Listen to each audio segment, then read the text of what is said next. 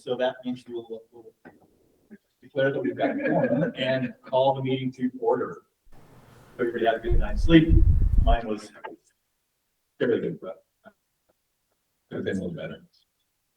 We have a little bit of time before our schedule presents, so we can just dive into and maybe begin with a recap of the totals on the dashboard, the live scoring sheet, Patrick. And from there into whatever list we want to start talking about. Make progress before we begin our tier 1 presentations. Of course, we have to log in and go through the authenticator.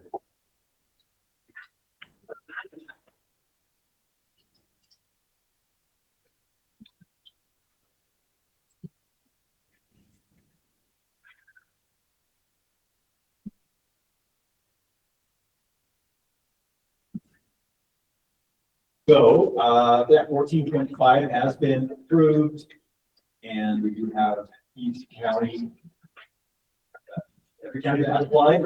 It's actually so is that correct, Patrick?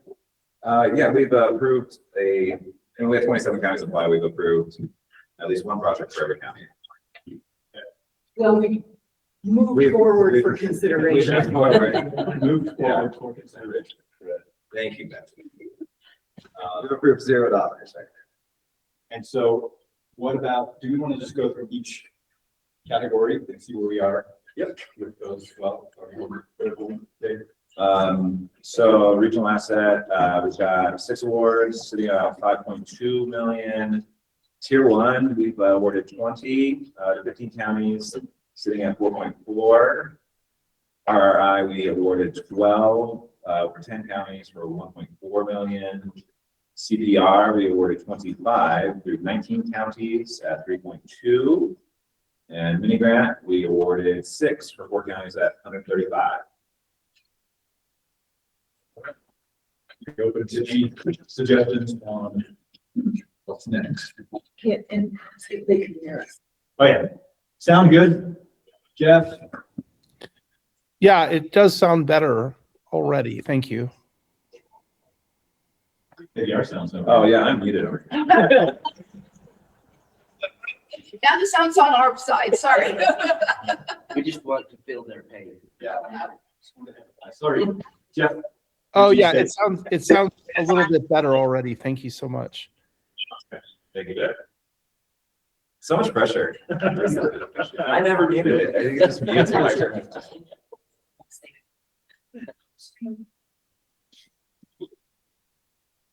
So the Jason, He's waiting for somebody to. well, my thoughts are is that, until we get to these regional assets, it's difficult to award more money because that money up to 20 million can go very quickly.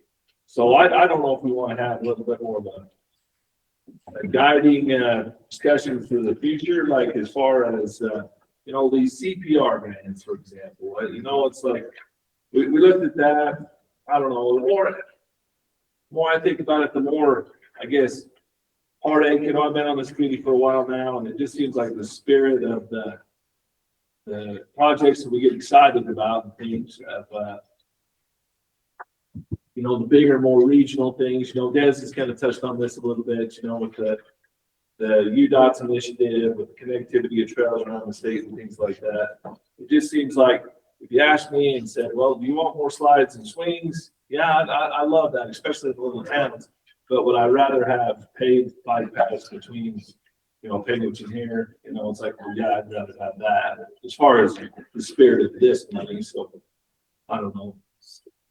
There's a subject. What do you think? I'm going to talk to some of you, and I think we got a lot of money this year, and I'd rather have it be going towards big regional meaningful things and not so much on lots of slides, but I do have ARP streams for small communities that don't have resources, and then growing communities that high growth areas that are just not able to get things in. Right, they got other demands on their revenues, and so I don't want to do this now, but hitting 3.2 mil on the CPR is a lot higher than I was thinking about. And I, you know, but some discussions would be better off to hold some money back in this round and be talking with Utah Trail Network and some of the others for some other things that are in play, but maybe add to and extend some of that reach with that Utah Trail Network. With some, you know, they're going to be limited on dollars in their first year. They're up and running now, but there may be some projects to put there. Not to say that we couldn't come back and do some other CPR things a little bit later in the year if that doesn't play out. But I'd rather put some big dollars there. And I don't know what that dollar amount means until we get really through the regional asset tiers and say, okay, how much money we got on the table? We've got some money on the table to do that without pulling back with some of the things that we recommended, or if we need to look individually at some of the things that we did in blocks and say, are they really needed and necessary for some of the things and free up some money that way. So that would kind of, if I'm understanding you correctly, we don't recommend the entire amount that we have for this round, hold some back and decide purposefully on some figure so that when things do get more progressed with Utah Trail Network and UDOT, that we then could a little bit more agility as a group, jump on and make some decisions mid-cycle. That I'm understanding. Yeah. I like that. Yeah. So any thoughts on that? Any see some heads nodding? Yeah, let's see how this set of presentations goes and how we handle the really big asks and what's left, obviously. I mean, I think we went really high with the CPR because we were trying to hit some of those low-income small communities, and that was the mechanism they used this year for their proposals. But and just to be absolutely frank, the only other source of funding and grants available for parks is the LWCF, which you need a professional grant writer to really access. So this one is the only one where really small communities can. Yeah. And I think philosophically, I think everybody here aligns with what you just said, kind of restating some of the stuff that Des said yesterday. This line that we're trying to walk between the real big intent behind CPR, big enterprise projects that are large scale, they're going to bring economic value to the community, and the others that are more or less subsidized by Sure. some communities. So for me, just looking down at that CPR list, the ones that I probably want to review the most would be those in living counties that have more resources. Is this really a need, or let's go help those that are in the smaller, and there may be some high growth that are in that because there are counties that it makes some sense to still consider. That's what I would be thinking. Is there a little bit of shave off to add towards some other area? I think we all align with that. I would say that in the urban high growth, especially those that are in those neighborhoods that might be lacking in resources, would be sort of where I would want to focus my attention more than adding to really. So we could get it a number of different ways. We could put them up as let's rediscuss, or we could just categorize all of them and set a priority number and how best to approach that. I'm gonna 8:17 in the morning. We start regional asset at 9:30. Right? Is that what we're doing? Correct. I mean, we could, if we're going to, if we don't have other things to take action on, we could at least go through some of those urban reviews that are on that CPR list and kind of understand what the urban asks are, and maybe not make decisions on that until after we see what regional asset. Then you put an asterisk by some of them. Yeah.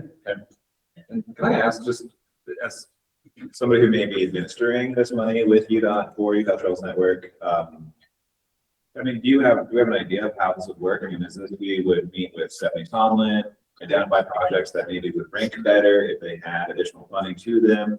Because with this program, you know, we need to run it as that competitive grant process, you know, and I don't think we can just appropriate, you know. No, we'd have to say, are there some projects and there's some communities that actually, like go through our process and still be some effort. And maybe there's only 2 or 3 that really come, that come to light.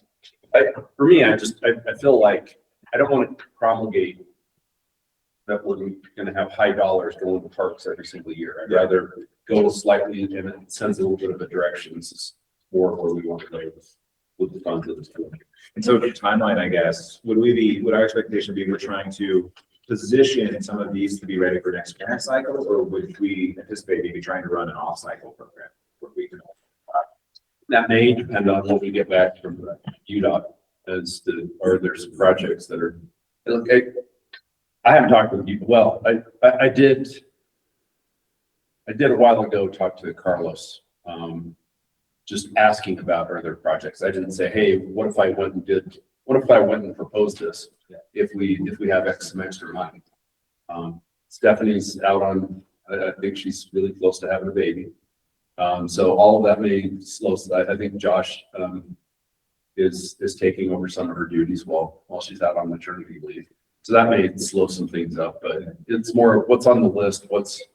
Is there something that we could step in and be meaningful on for $1 million or $2 million? And but I mean, I like the idea. I think like we just saw like the Colorado River Pathway. I mean, that was a different funding source, you know, but I think this program has contributed to, I think, some that are going to be at least integrated into the trails network. It really fits kind of what we are trying to do here with like these larger significant projects. Having a partner like UDOT guarantees, you know, almost guarantees like a pretty good success on it. So I really, really like the idea. I'm just already trying to think about, okay, what's the administration? I'll give you an example. Like I started thinking about this in seriousness, listening to the Paragon discussion. All right, they know this is in phases. It's about money. One of them sounds like it's more complicated and expensive than other ones. If we do that first phase and talk to Uintah Trail Network, say if you guys will accelerate one phase, we'll come in and help with the other phase and be able to complete that whole thing in a shorter time period instead of phasing that out over the next 2-3 years. Something like that. I don't know if we have to do that, but it kind of explore whether or not they would accelerate that and then make that piece that we're doing even more meaningful in a shorter period of time. Yeah. I think, I mean, just between now and next cycle, you know, I think there could be a lot of information we really work with those applicants, identify that stuff, and even get ready for the next cycle, just to help encourage some of those higher level applications. It could be wait for the next cycle, and it could be, hey, we need to meet this fall on a Zoom call for a decision on some things. Well, do we ask them, are we thinking we're gonna ask UDOT and other groups to be going through a competitive process, or are we thinking that we're going to bypass that aspect of it? No, I think it's got to be a competitive process where you say, hey, there are people that, if you want to do this, you've got to submit an application. Okay, Just to do this. Open up a window. mid-cycle. Thank you for clarifying. Volleyball shoreline trail funding a few years ago. Oh, yeah. Might be a little bit of a model. I mean, that was a different sort of funding source, but then we did come together and review a bunch of applications and choose. Or maybe it was. And maybe it's part of, right, Cam mentioned that there's $11 million coming to UDOT for rural communities. Yeah. And maybe it's, hey, what are you doing with that? Is there a way to leverage that with some other projects with UTN? I just feels like it makes some sense to hold a little bit of money back. Yeah, like brought that up, it's the same thing. There's both of those, I think it makes sense for us. There's some sort of mid-cycle opportunity to make the dollars mean more and leverage. You got some federal.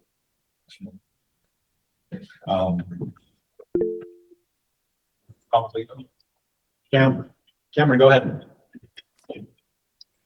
Thanks. Good morning, everybody. And I wanted to thank Des and Lance for starting the conversation off this way. I want to actually take a step back because Patrick, it's a fair question to ask about administrative pieces. But I want to put an exclamation point on the point about holding off some money for future consideration. Sales tax revenues across the state and all of my local governments are very flat or down year over year for this year. So as I'm looking ahead to next year and the applications we may get, I anticipate the number of applications will continue to grow. But I anticipate the pool of resources will dwindle. So to me, there's also wisdom above and beyond this discussion about partnering with UDOT, which I agree with.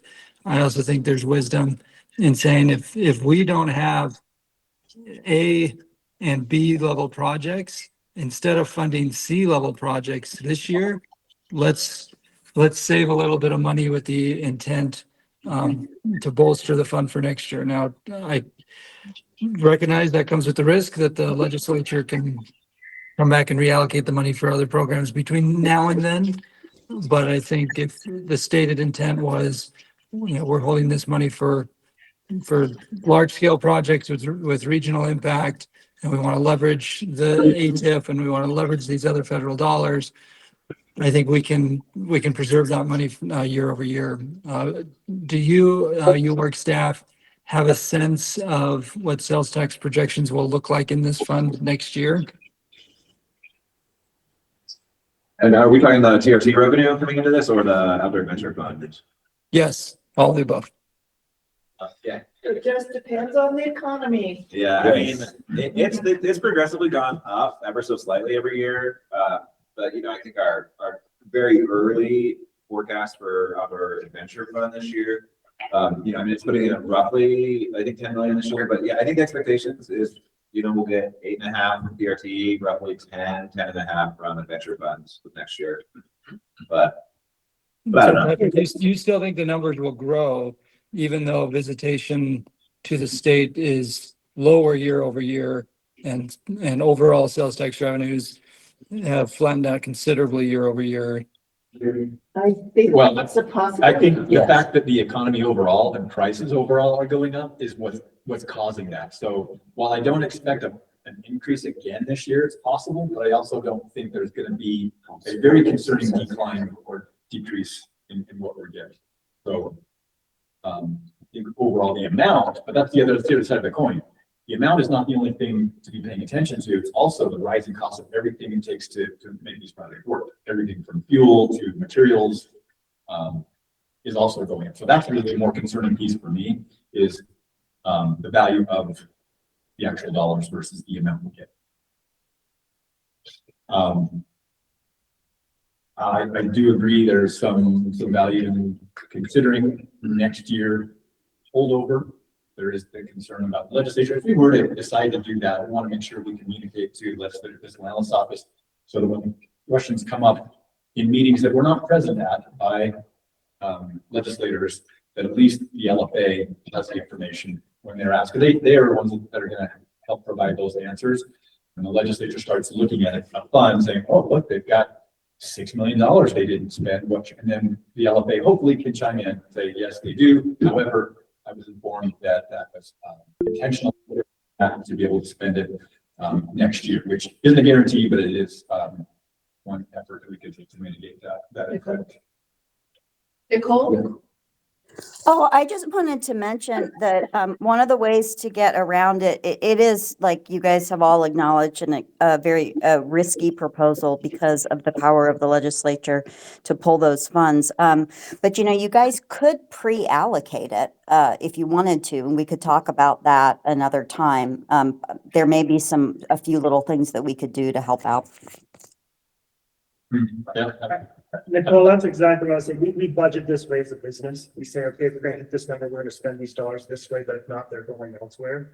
I'm wondering if we can do that on the back end with our county and say, hey, these other 15 or 20 CPRs are tentatively approved. Whatever.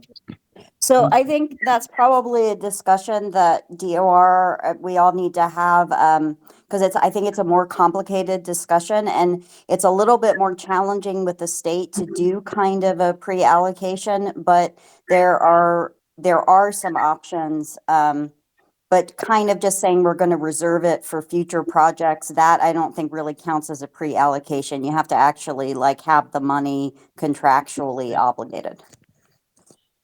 Okay, well, I think that's a great idea. I hadn't thought of that, Nicole. So thank you for bringing it up. It can provide a little bit more predictability. I would be in favor of that. So we can talk through the mechanics of it at some point. And Thank then- you. I appreciate you guys. Say again? So today we can maybe decide on an amount and then later we can figure out that, on the back end, what that looks like. In terms of the how long it-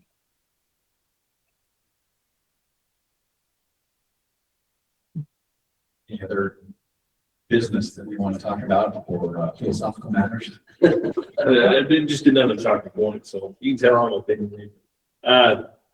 It's just, it seems like we've gotten better at this over the years. So, like today, we're going to be waiting for these regional asset tiers. It might be good just in the future to put them all on first day. I know that'd be a heavy lift, gotta be there, but, again, we're going to be kind of talking philosophically for the next hour because we don't, know what we're going to allocate on those big numbers. So, And another piece of that a little bit, and this is where it's really hard, is looking at some of these regional asset tier applications really feel more like tier 1 applications. So we're going to hear it. Expensive, and then we just get people to listen to longer and longer out there. How do we, how do we fix that? We don't- I think that's a function of the costs. Yeah, oh, for sure. Sure. So we have to adjust and modify levels again. It seems like we just did that, but things are getting more expensive. I think Francis idea is great about having them present first, having the regional asset tiers present first. But I do want to point out that we've always talked about saving some money for the what ifs, but just in case. And I've never liked that idea because there was no intent, but I think Dez's proposal is the first time we've had some type of intent behind it, which I think is really important about saving dollars. Because otherwise, if there's no notes to them, then the cookie jar is wide open. Yeah, I think it's allocated. We've talked about that in other realms of our funding, but it's a good point. Going forward, maybe the way to deal with the CPR is we just put a percentage of whatever we get is that we just decide as a board and this division, how much of the percentage of the total funds are we going to go towards CPR. And that makes that a little, but it puts a cap on the dollar amount in any given year is whatever percentage we decide. Yeah, that's a good idea. And it can be built in. Yeah, there's a number of different ways to do it. Was there somebody online? Cameron. Yeah, Cameron. Go ahead.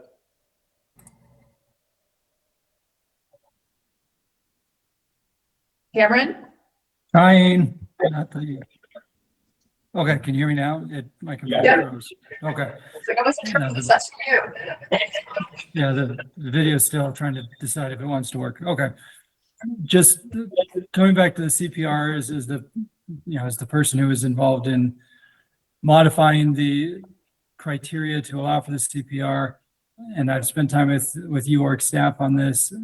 To me, it's less about what percentage of the overall fund should it be, and more about making sure we're getting the right type of applications to save the time for all of us on the evaluation side. And so maybe UORG staff, since we're talking philosophically, maybe it's worth sitting down again later this spring and summer before you open up applications and say, okay, how do we make it crystal clear what the expectation is for the CPR versus what is not going to move forward. So I'll just give you an example. I was having a conversation with a community, I won't use names, but a high growth community where they do not have enough soccer fields in the city to service all the kids who are interested in playing soccer. So, it makes it difficult for them to do rec leagues, and they have kids who have to go several cities away just to find field space. So this city is in the process of working with some private landowners to create a regional soccer facility. So for those of you on the Wasatch Front, think about the regional soccer facility or the regional sports complex in Salt Lake City in by Northwest Middle. Think about the regional sports complex in Farmington. Think about the regional sports complex in Provo. They're looking at doing that type of approach that would be large scale, serve more than just their city, but but really meet this need. To me, that sort of project is very consistent with what we should be seeking for CPR. That project is not before us right now because it's still a concept, but that sort of project I think would be a crown jewel in the CPR world. Likewise, we talk about the small communities where the park serves a regional need. It may be smaller scale than what I just described, but it is still serving a regional need. So to me, I look at the criteria we have around regional assets, and we want to have economic development. We want to have heads and beds. We want to have the regional impact. We want to have more than just serving the immediate neighborhood. Let's look at having that criteria be part of the CPR application process. And maybe that would help weed out some of the applications that are, for shade structures or other things that don't have that, don't meet that nexus. So those are just my 2 cents philosophically on how the CPR can fit in all these pieces. I guess the last thing I'll add is some of the regional assets that I've seen this year. I echo who commented this earlier. They feel like glorified tier 1, and just because they ask for $1 million doesn't mean we necessarily need to award them $1 million, and we can still look at them as a tier 1 application, even though they ask for the bigger dollar amount. So let's keep that in mind here when that process starts up again in a few minutes. Those are my philosophical musings for now. Amber, if I can philosophize with you a little bit. I think by definition, that soccer complex falls into CPR. I don't think financially a soccer complex would fall into CPR. So to me, we'd have to change the limits of 200,000, right? I gotta think a soccer complex like you're talking about is multiple millions of dollars. Once you talk about fields, all the equipment, the parking lot, the bathrooms. So why I think you're spot on. We probably need to redefine what the definition is. I just encourage him to apply for a regional asset. Right now, yeah. Right? So we need to make it clear that regional assets can include things that might fall under CPR if they were smaller. Or do we not want to go there? I think if they can articulate a good case, there's no reason on paper why we could consider that. It would just be up to the group to look at it. If it makes sense and is appealing to everybody that's on this committee, then absolutely. Historically, the definition of the ground is an upper recreation grant. Soccer fields, the more traditional asset, would not fit under that. But we don't have that in policy or in full, right? Well, historically, you would not fund soccer fields, but once we were able to access that adventure fund money, the funding back in that is a little different. And so that's where kind of CPR came from. A lot of these projects technically wouldn't really be eligible. So yeah, we do have the opportunity. I think the funding that's going into the UWERG account through the transient room tax would not fund soccer fields as is currently in statute. The other funding would. But maybe just for my clarification, I think, Noemi did a really great job last year in getting some feedback surveys out, and we'll definitely do that again. I think there's definitely some things that I'll want to work with her to target so we can get some good feedback from you, just to have this, a little bit more detail in these discussions. But I think maybe the quick straw poll one, this committee still wants to review and award CPR, or would prefer a subcommittee in a different process. Just kind of want to get your takes. How many different subcommittees do we already got? We have the youth engagement, our UCOR, and then RTP non-motorized. You are the approver, but we also run a subcommittee to kind of review and send recommendations to you. So that would be our third. We could tag it into Land and Water Conservation Fund, some of the work we're doing there. But and maybe the better solution is to, again, take another year, try to find the improvements, figure out how to better communicate, better create kind of that application. So we are getting the type of projects that you're really excited about, less shade structures, more sports complexes. The more we send this out to subcommittees, the harder it is for us as a group to make sure that we're being equitable and hitting, like we want to make sure that we're hitting all of the counties. Well, what about all of the other subcommittees? I mean, if they're hitting these, and then we don't have to worry about it, but the communication and the tracking and you know, whether we want it to go that way is an issue. I don't know. I feel like it gets more complicated if we offload it. So That's just my take. I think us trying to be equitable and try to hit all the counties is an internal discussion that wasn't ever put a statutory requirement to be. Okay. So Okay. I want to give them best projects, and I think we're trying to be mostly because there's a lot of small communities that they don't have the need that, hey, if we're going to get to that, then let's give some consideration to another small community in Shepherd County. But it represents almost 50% of the applications we review. So Yeah. from the usefulness of our effort and time, it hurts. Yeah. By having just a couple of years ago, we didn't have these, but now it's half of our time for basically 25% or less of our money. And that's one of my bigger concerns with keeping CPR in its current state with the volume of applications, because I want you to And spend it's gonna get more. time, with a lot of these other projects, but and I can work with Noemi and we can try to develop, get your feedback and try to develop what are the kind of more infrastructural opportunities to create a better one. Like maybe we have a lower limit, we can talk a lot about the upper limit, but maybe if we bring the lower limits and you have to be at least requesting like this amount, that would eliminate some shade structures. That would eliminate some of these smaller ones. I think there's a lot of creative opportunities. I don't have them all in my head right now. But I think working with staff, you all looking, reaching out to maybe some other organizations who are doing similar things, we might be able to land on a few ways to better get what we're looking for. I was really deliberate this year on the application. Cameron and I had this awesome hike up Mount Olympus. It really dialed in kind of what we're looking for, communicated it pretty clearly in the program guides on the applications. Like this is the level, what we're looking for. We want to be responsive to growth, all this stuff we talked about. And it's still, I think people are going to want their application, our grants to fit their application, not their applications to fit our grants. We're just going to run into that. My concern, I talked to Jason about this, is like, I don't want us to create badwill by trying to do something good, which is help these communities with these problems. But if we're constantly denying stuff because they think, that's what they need. But it's a progress. We're in year 2 right now, right? Yeah, so it takes time to sharpen this up. We hear a lot of clear. There's definitely ways procedurally, rule, and just the overall PR and communication side of it that I think we're getting sharper on. It is a good one. This is only year 2, so. I will say, I'm on the fence about this, but when you mentioned pairing with LWCF, that's actually a pretty good alignment. And I don't know who's on that. Do you even know a couple people who are on that committee? Are they parks focused folks? Yeah, it leans more parks. There's still an array. Yeah. But yeah. That's where I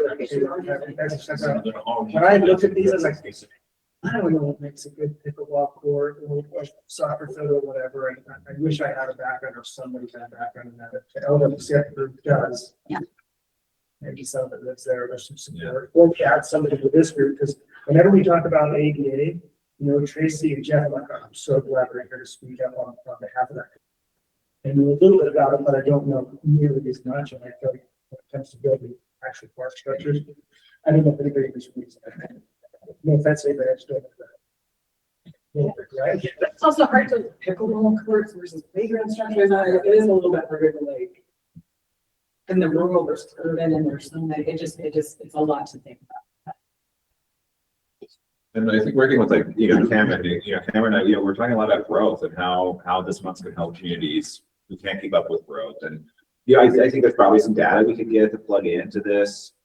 Maybe there's some type of matrix where it's, maybe there's a pick list of 20 and we can see how many elements are being, produced in this project. And maybe that creates an initial kind of vetting process that can really put on the table for you all to evaluate a much smaller, higher quality level, because I considered going through them one by one and really identifying the ones that I personally felt were representative of what we're trying to do. But to me, it felt like I was taking too much authority over the grant and I didn't want to necessarily, put that influence there. But that's something we can work through the application. And, I know Cameron is probably has more information about growth rates and about, a lot of this other stuff. So go ahead, Cameron. I just wanted to support Patrick and what you were saying here. And Patrick mentioned he and I went for a hike to talk through all of this. And so I guess I got my hike in with Patrick then instead of yesterday while you guys are all down in Lance's neck of the woods. So Lance, again, I'm sorry I can't be there with you.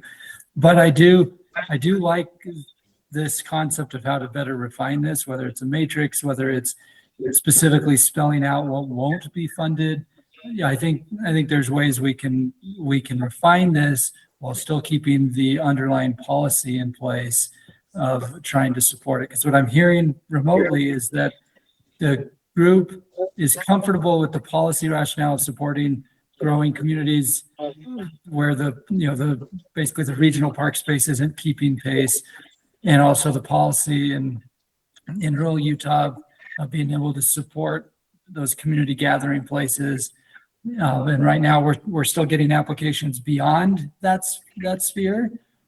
But I guess I just would like a straw test before I volunteer to meet with Patrick and the UORC team to keep refining this.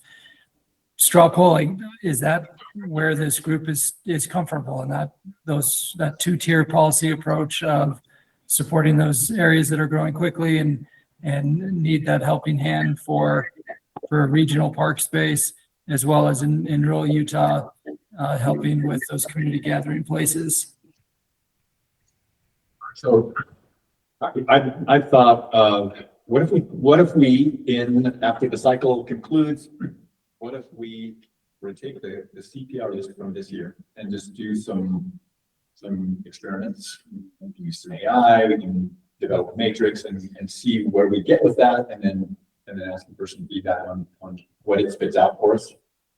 That sound, because then we can kind of on the same notion of thinking fast and slow. We can provide a little bit of a head start before our reviews happen that we know, and we're confident in the process that, okay, these bottom half do not fit the criteria. We know that from a pretty simple process that we've been able to run through. So now we kind of cut the workload in half. Does that sound like a good approach? We can commit to doing that.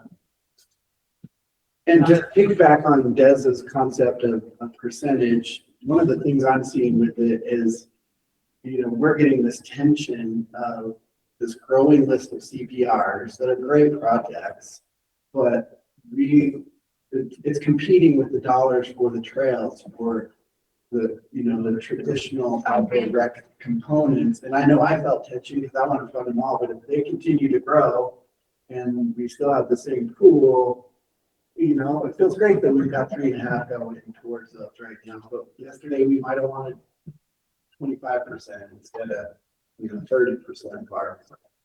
So if it continues to grow half our workload, we see half of these projects, and we really want to fund all the other great outdoor rec stuff. But I know the percentage has been an idea that's been kicking around in my mind too. We just had, hey, there's this pot over here, and that goes to CPR. I know maybe that's not appropriate, but something along those lines, so there's not that constant tension that we're taking away from traditional outdoor recreation opportunities. Yeah, that's well said.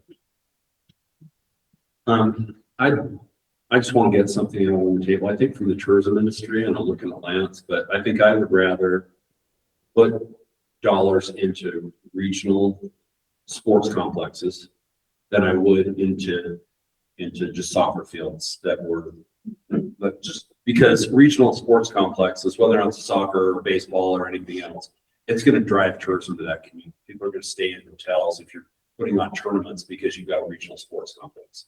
So from a rural economic development perspective, or from just kind of the periphery of the Wasatch Front, I'm not saying we've got to go do that, but I from the TRT side of things, I'd rather have those dollars be thought upon stronger on the economic development front, which should be complexes versus neighborhood soccer fields kind of stuff. Yeah. I think does our code allow all of that? I think it was. Adventure fund, I guess maybe one of the interesting, like the TRT, we have the clear mandate, we need to support tourism and economic growth. The adventure fund, not so much. Obviously it's the right decision to support, economic growth and better, healthier communities. But I think CPR is allowed to be funded because of this other fund that doesn't have that same connection. I think the logic still is perfect. We want to support economic growth in these communities. We want to give these opportunities to develop tourism and to develop these opportunities. But yeah, the code does certainly allow that with additional funding. You're saying if we're putting it into parks related stuff, that's where I prefer that if there were opportunities, particularly along the lines of what Cam was saying, or the project meeting knows that's developing. I'd be more excited about that than shade structures and park sites. Yeah. But then frankly, we really do need to move away from setting the expectation that we're going to try and hit every county, as much as that has been kind of something we hope to do some years. I don't think it's a bad goal. I just don't think we have to hit that. And it's probably not the first thing that we do. Yeah. Maybe we save Yeah. that conversation until. Because if we shift that this year, that shrinks the funding approved for CPR by about $1 million. Because, because about $1 million was, was 200 here, 200 there, was to go, oh, this is the only place where these counties have an application in, let's bring them along. But when we brought those when we did that yesterday, we brought them in a kind of a chunk. Yeah. We could look at them separately. We could. That's one of the things I was looking at yesterday. I was like, well, I want to see these smaller ones through, but we also grabbed 5 more that maybe we need to look at individually. I still think the smaller communities, and I think we're all going to do that. I don't want to incentivize a smaller community just knowing and having pretty much an assurance that whatever we hand in is going to get accepted. Yeah, because we're the only ones doing it from our county now. That's bad. Thing to set. How do we then bring their level up? Probably by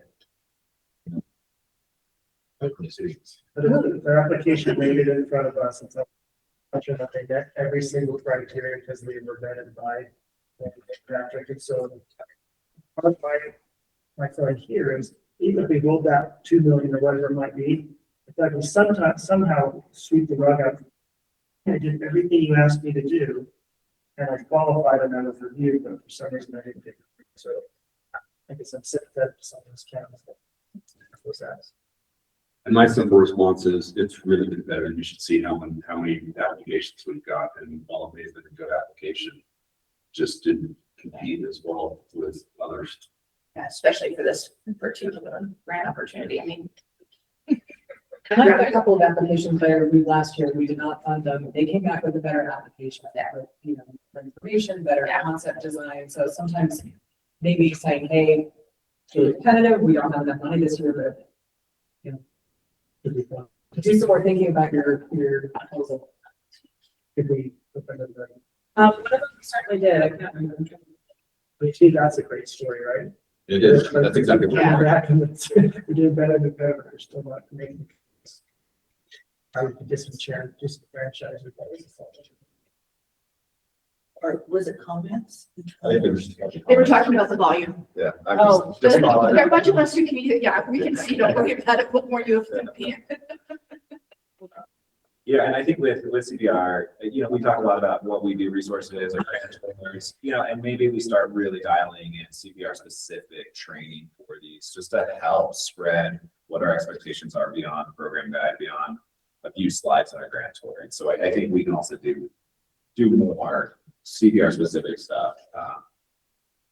And we've been talking to our company on some tools that we can put online to make this easier. And so if maybe some of you would be willing to do a little stand-up interview and tell your perspective on this discussion to help anyone who is looking to hand in their application, you have to watch the video and then also hear it at our grant workshop tour, and then also hear it and see it in the program guide. Maybe that's just one more thing. So something to probably throw out a cast for. Cameron.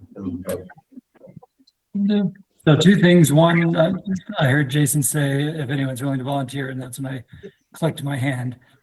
Second, Tom, Des, and I have been around a long time on this fund, and a few others as well. And I remember when this fund started with just a few $1 million, and it was basically all tier 1. And we lamented that we didn't have enough money to help on larger regional type projects. And then we lamented that we didn't have money to help on educational opportunities. Then we lamented we didn't have money to help on rehabilitation and restoration of existing assets.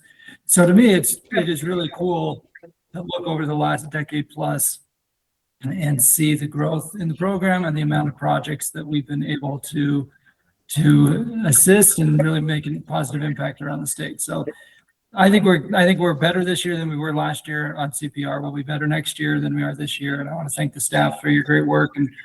And similar as we went through the growing pains with these other pieces, I think in light of the growing costs, in light of inflationary pressures, and in light of trying to be very targeted on how we're spending these resources and having more resources than we ever had before, I think this has been a good discussion to help direct really where we want these dollars to go and then what we expect of the applicants when they bring their applications forward.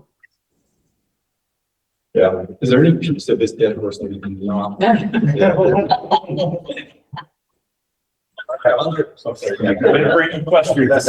Other than specifics on the CPR list, that would be the next step. If there's any specific we want to put an asterisk on. And I've kind of looked through it. Doesn't feel like there's any huge variance to me, but you opened it. You guys.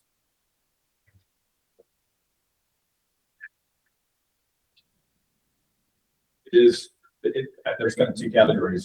There's the ones that we definitely know fall into the smaller, lower economic power communities. And there are some. When you look at the county, it's like, well, yeah, that's a pretty major county. They don't get the city or the town from that. Well, yeah, that's one of the smallest communities in that county. So kind of two pieces of it. But so as I look down the CPR list, I mean, a couple of them that's just urban county, and then looking at the short summary, there's a Linden, Pheasant Brook Park shade summary. So I don't know if there's more going on there than just a shade structure. We did that as a grouping without ever really reviewing that one. Because it's not big money, it's only $60,000. So because making an issue of it. There's a pickleball court in Woodland Hills. Again, it's only $83,000, but it's a Uintah County piece. Have lots of discussions about pickleball courts or not. Yeah, I will say that was one of the ones that came back with a better application last year. And I didn't put it last year perfect, so I was, it was better community. They didn't have any match. They were just see that, yes, like this doesn't meet the need that some of those larger communities that are really growing for than really rural, but however, they did come back with better application. Like I'm not saying we take them off. They're just ones that kind of, as I said, hey, let's look at some urban counties and then when it said shade summary, I was like, just sort of shy away from just doing shade. So I don't know if there's other pieces of that Linden. The other factor that has come into this too is those that we funded that have the adaptive, inclusive element to them. So the Davis County one. I'm not even going to read it because we had that discussion yesterday about the Davis Bluff Ridge Elementary all with the playground, and I think we felt comfortable with that particular proposal. Yeah, even though it isn't county. That first big block we did, everything in there. I feel like I've highlighted those two that you brought up. Does just have as like I said, a bit of an asterisk for future conversation if we need to. Any others? And then I'll just look at an asterisk. Again, the Waterville Recreation Complex summary is a great project. We did give them $200,000 last year. Maybe should discuss if they want to spread that money around or continue to support it. Yeah.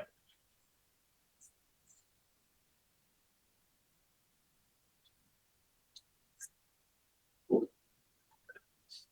Any others? All right. Still have 30 minutes of time to lose. Is there any? I know we've got some people here. If Mapleton's here or not. Yeah, I'm just curious if we could start earlier. Yeah, I love saying. Got a little deep, but if we had a little more time to discuss this. But I know we have Uintah County here. And Mapleton also in version Logan Minor. We have anybody from Mapleton here? Okay. If Uintah County's here, maybe we take them out of order, and just start working. Yep. Just so it's can we do that or do we have to? Well, that's a good question, Tom. I don't know. That's why we have Nicole. What are your thoughts there? Nicole, did you hear the question? We need outside. So I'm sorry, you guys, believe it or not, like for the last 30 seconds, you guys have been cutting in and out, but the rest of the time it was perfect. So I don't know what to tell you. I'm here. How can I help? Do you guys want to know, is it that you need to know what to do with the next half hour? Well, what we're talking about, Nicole, and time gap is, we have this current list on the agenda. Right. Present the regional asset tool here, and one of them's already here. And if we were to have them present early, we're wondering if you could weigh in on whether or not that would be advisable. Oh, yeah, sure. So I actually think it's probably not a problem since the person's there and since you have noticed it, and you guys have noticed it very specifically, but I think that you could easily revise the agenda after the meeting to reflect what actually happened. And I don't think that there's very much liability here because again, you're doing this all in a public meeting. And the only issue would be is if the person who was presenting felt that they didn't have the appropriate time to present their stuff. So since that's not an option, or here, I say go for it. No reason to sit around for half an hour, not doing anything. Yeah, no pressure if you need it. No, there's no pressure. I'm just saying, I think you guys absolutely have the discretion. And if somebody wants to come back and talk about it later, then we can come back and talk about it later, but there's clearly notice. Ready. Thank you. Got all the break before it. Travis is already coming up, so I'm excited about this project, so. This has been a long,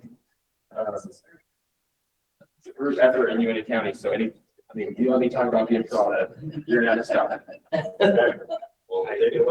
Okay, so my name is Travis Campbell. I'm with Uintah County, here to present on the phase 2 of the Ashley Gorge Via Ferrata project.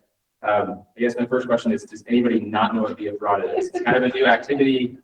Some people don't know, some people do. Everybody know what Via Ferrata is. I brought equipment just so you know, there's specialized equipment, but this is it, which is kind of cool because it's an awesome opportunity, and relative to other forms of outdoor recreation or traditional recreation, the costs are relatively low and pretty affordable for this basic equipment. So I'll put this aside. If everybody knows what it is, if you want to see it, you can see what the actual lanyards look like. But so yeah, Via Ferrata, it's in the realm of rock climbing. The idea is to take non-rock climbers that maybe don't have all the equipment or the technical expertise and give them the same experience as a traditional rock climber. So we do that through a series of different features that are permanently mounted to the rock face. So it's kind of hard to see on the screen, but you can kind of see some of the different features we've got. This is an amazing sky bridge that we put up, a couple hundred feet across, a couple hundred feet up.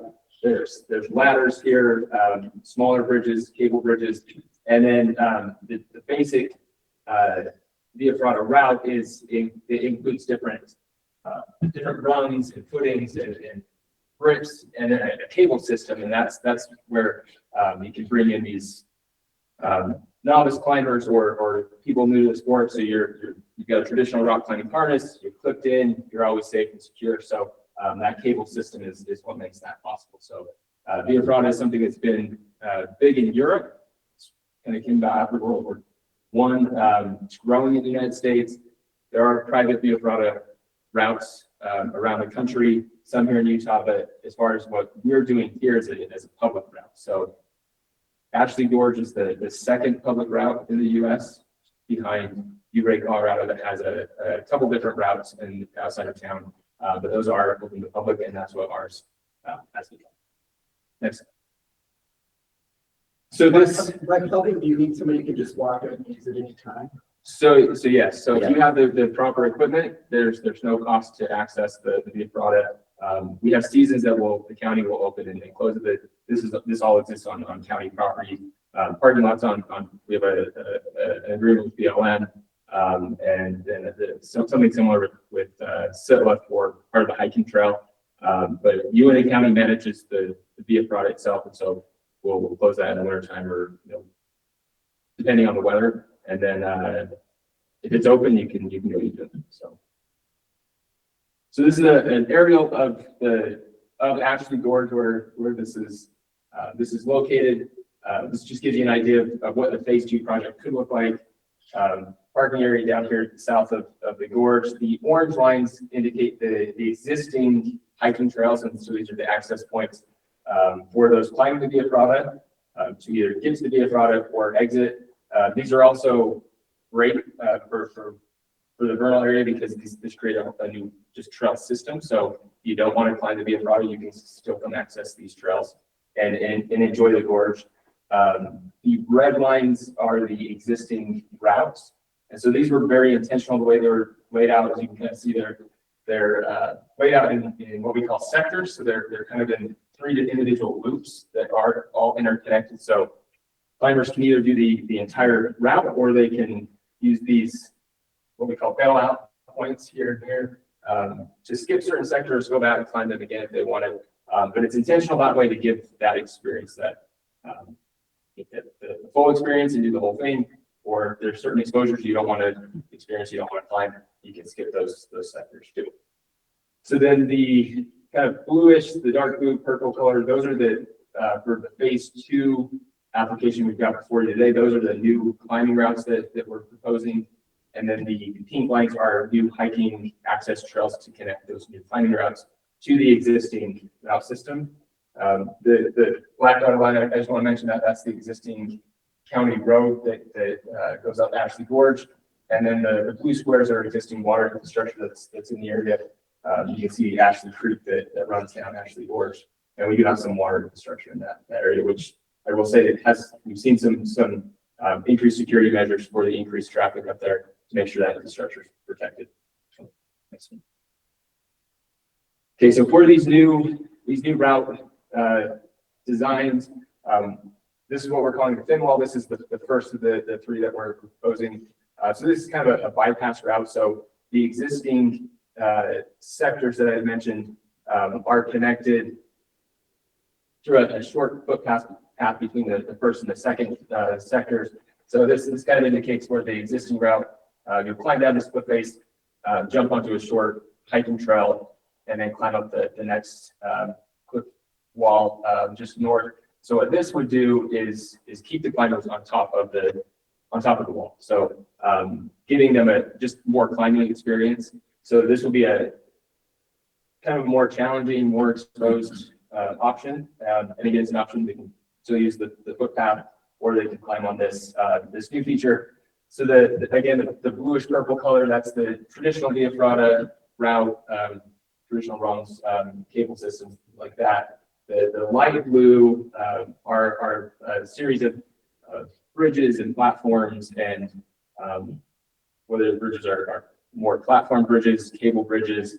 We've got some different types of platforms that will be going in there to connect these, what we're calling on the thin wall, connect these different fins that are sticking out of the cliff face. So just another experience, something a little more exposed, a little more challenging, a little funner for the adrenaline junkies. So that's the first improvement we want to make. So next slide. So the next is what we're calling the terrace escape. So the existing Via Ferrata route, again, indicated by the black line, it climbs up this cliff face. It's kind of hard to tell in this picture, but this is what we're calling our terrace. When climbers get here on the back side of this cliff, they'll have a set and climb down to the existing footpath that will take them back towards the beginning. So this improvement would add this new route that would take them up this kind of undulating cliff face, and just another option to continue to climb and take them up through the top of Ashley Gorge. So rather than exiting at the bottom or exiting the existing route, walking the footpath and climbing out another feature at the south end of the gorge, they could exit through this route, which will be connected to another hiking trail on the top of the gorge. And If this be, they would have come down to the cease and desist trail. at that correct, point? yeah, so Okay. this, again, I guess if we can go back, this is something better experienced in person to understand the sheer scale and scope of this, but yeah, on the screen, it's kind of tough to do. Because these two cliff faces blend in together, this, you can kind of see that line, that's where the existing route Okay. hits that descent. Okay. Okay, so then the third main route that we want to do is what we're calling Raptor Ridge. So this will be in the same area at the end of the existing route when you descend down and when you get onto that return trail. This is the next cliff face over. So again, this was that last carriage that I just mentioned. So just a short walk over to this next cliff face is Raptor Ridge. So this will be another exit option. So there'd be actually two routes that you can choose from what they're calling the easy route, which I'm not sure how easy it's going to be because the exposure is going to be pretty intense on this. So this is going to be for like the really diehard climbers. But there will be two routes, an easy and a more challenging route. Both will have pretty much a vertical climb out. When we're talking to our install team and folks who have climbed around the country and around really the world, this could be one of the longest single pitch climb via Ferrata climbs in the US, which is about 800 to 900 feet, give or take, which almost doubles what our existing exit climbs are. The existing via Ferrata climbs are about 400, 500 feet up. So this could nearly double. Is it gonna be more attached to the rock or ladder that's a little bit more free? So most of this will be on the rock. Okay. We are discussing other features like ladders to add more Would that be experience. phase 3 or phase? So this will be part of this. There are sections here, again, because of the scale, it's hard to tell exactly where those, just the scale of how big this actually is.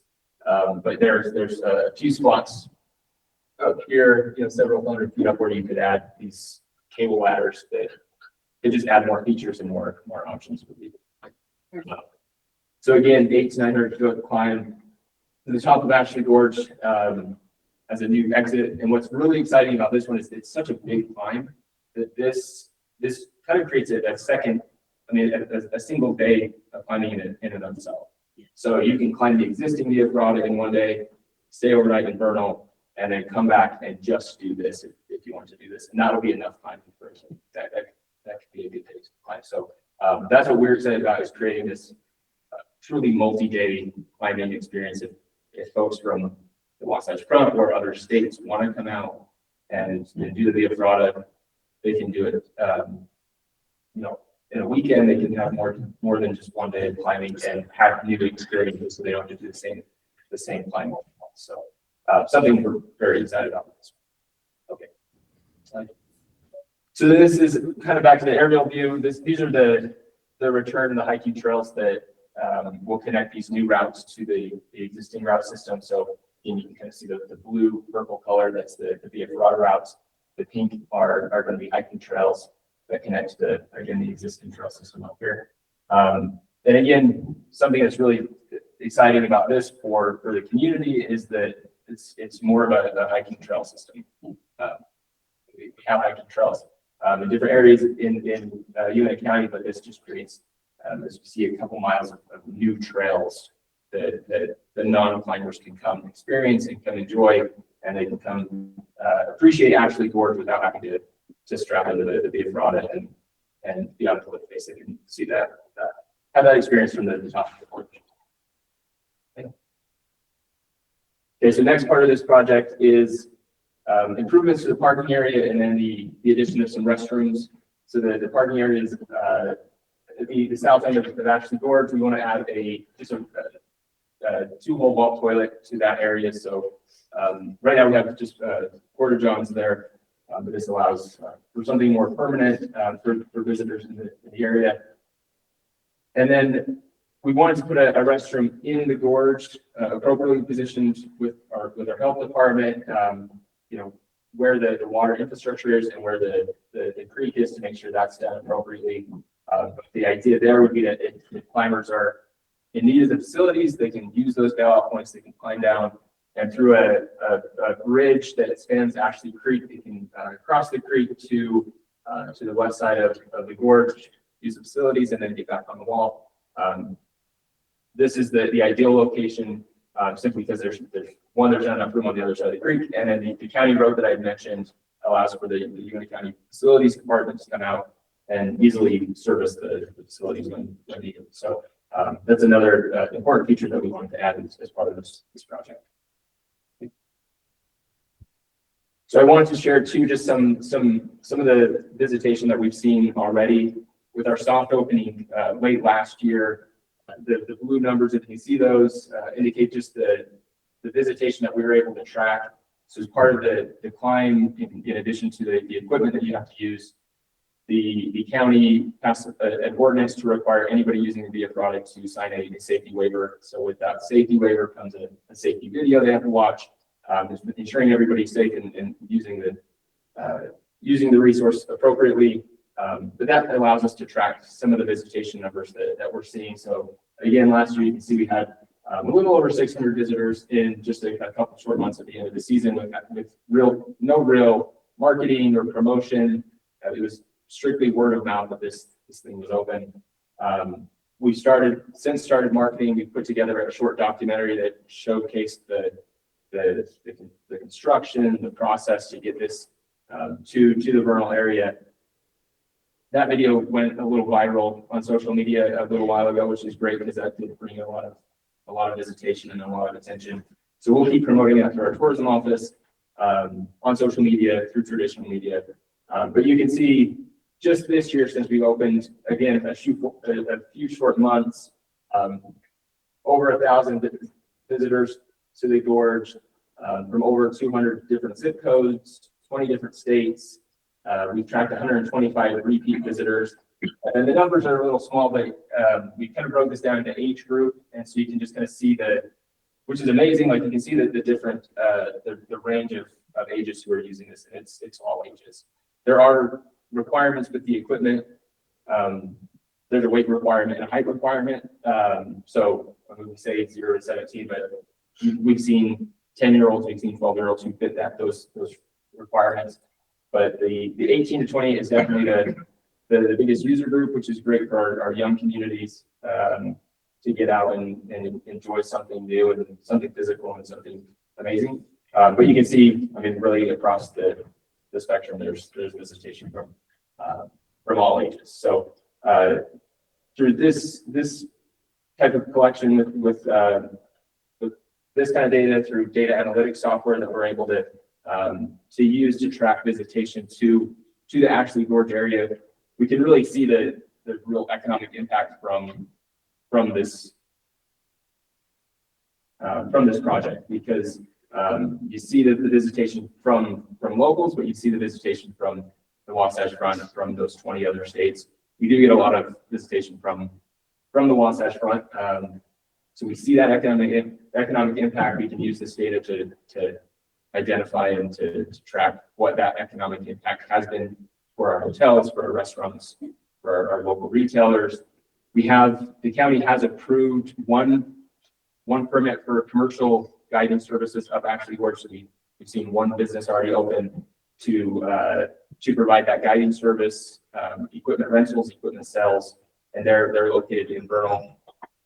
We've also, just from talking to visitors from the Wasatch Front, found out that there's other businesses starting on the Wasatch Front offering those same kind of rental services, which is kind of cool and something we weren't expecting, that there'd be rental, some rental services on the Wasatch Front for those who are coming from Uintah County or Salt Lake, get the equipment, they can come up to Vernal, and then they take it back to where they're from. So we're definitely seeing the economic impact here, which is why we want to continue this momentum from this positive feedback we're seeing to expand and grow this awesome resource that we're all very excited about, to give our residents something to get out and do, to give those from outside Uintah County something to come join us and do too. So with that, I'm happy to answer Yeah, I just have one question. I'm assuming they're missing a few people that aren't signing those waivers, but I mean, that's sad on that part. But on the other hand, it does mean that these numbers could be low. We absolutely anticipate them being larger. That was one challenge that we may face, is with the repeat visits, is ensuring that they understand that, right now they should be signing that waiver every time they're doing the Ferrata.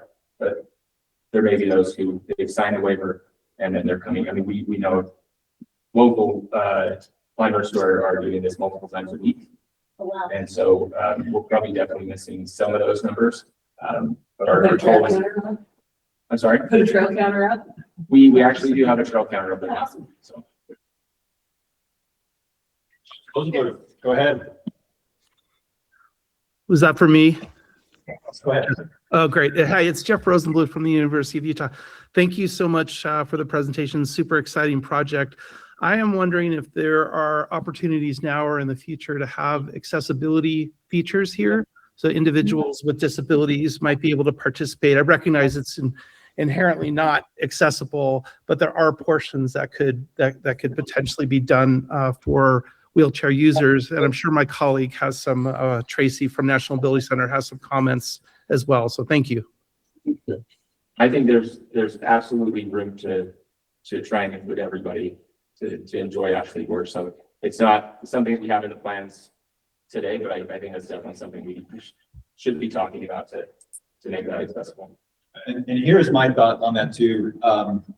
I know that there are plenty of limb loss climbers out there in the world, but this activity is far more approachable for those that have upper or lower limb loss to be able to experience vertical outdoor recreation. I don't want to name drop, but I'm going to kind of name drop just because a couple weeks ago, we had a business development meeting with all of our chamber members and a lot of our business community. And we actually had Aaron Ralston come as one of our keynote speakers, and we were having a conversation about this and how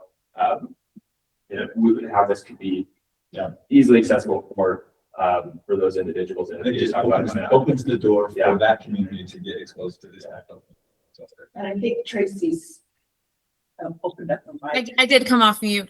I love that. I already wrote over to my team, hey, we need to look into this. We run adventure-based trips and this looks like an awesome opportunity, definitely for amputees, but quite a few other populations that are ambulatory, but have other types of disabilities. So would love to connect in the future. Yeah, that'd be great. Sure, I have a couple questions. Can anybody guide there, or is it only the approved guide service that you get a license to? So if you're providing guiding services, you should be coming through Uintah County and getting that permit.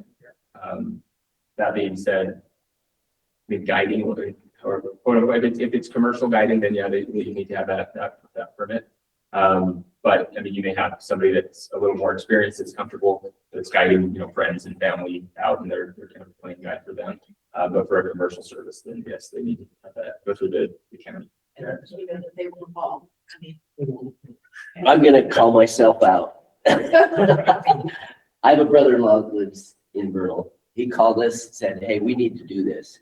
So I went about a month ago, and I don't think I signed waivers like Sam. But the local, he had all the equipment. He brought us, there was like 8 of us. And so when I saw this on the list, I was really excited. But I guarantee you that you've got local guys doing exactly that. He might have signed the waivers for all of us, but I don't remember specifically signing the waivers. He didn't charge you money. Huh? He didn't charge you money. No, Yeah. but that's what I'm saying. To your answer, if somebody has the abilities and have the equipment, you could just go up there. I think, yeah, commercial is the key word. Commercial is the Yeah, key but word. there's, is it Airbnb experiences that you can sign up now and become a local guide? That you could be a chef or you can guide some. So there's potential for that happening, I'm sure, but a business license or something similar. And I mean, it is something that's very new. It's And amazing. so this is the second public system in the United States. And so there's a learning curve that we'll always be trying new things and keeping up with the demand. And, but yeah, the commercial service, that's the key. And I was after commercial. The other question I had, especially with the newer, that 800-foot section, has local search and rescue come in and looked at how they're gonna do a rescue? Yeah, so that's all been part of the, like, the Earth phase 1 conversations is getting search and rescue involved in making sure that they understand what the Ferrata is, how they would approach that if they need to. They have, yeah, as part of this. I mean, that was something as part of phase 1. And so, yeah, as we grow, we'll, they'll be part of those conversations, making sure that they know what to expect if they are called. And they haven't had to flood anybody off the line. Not yet.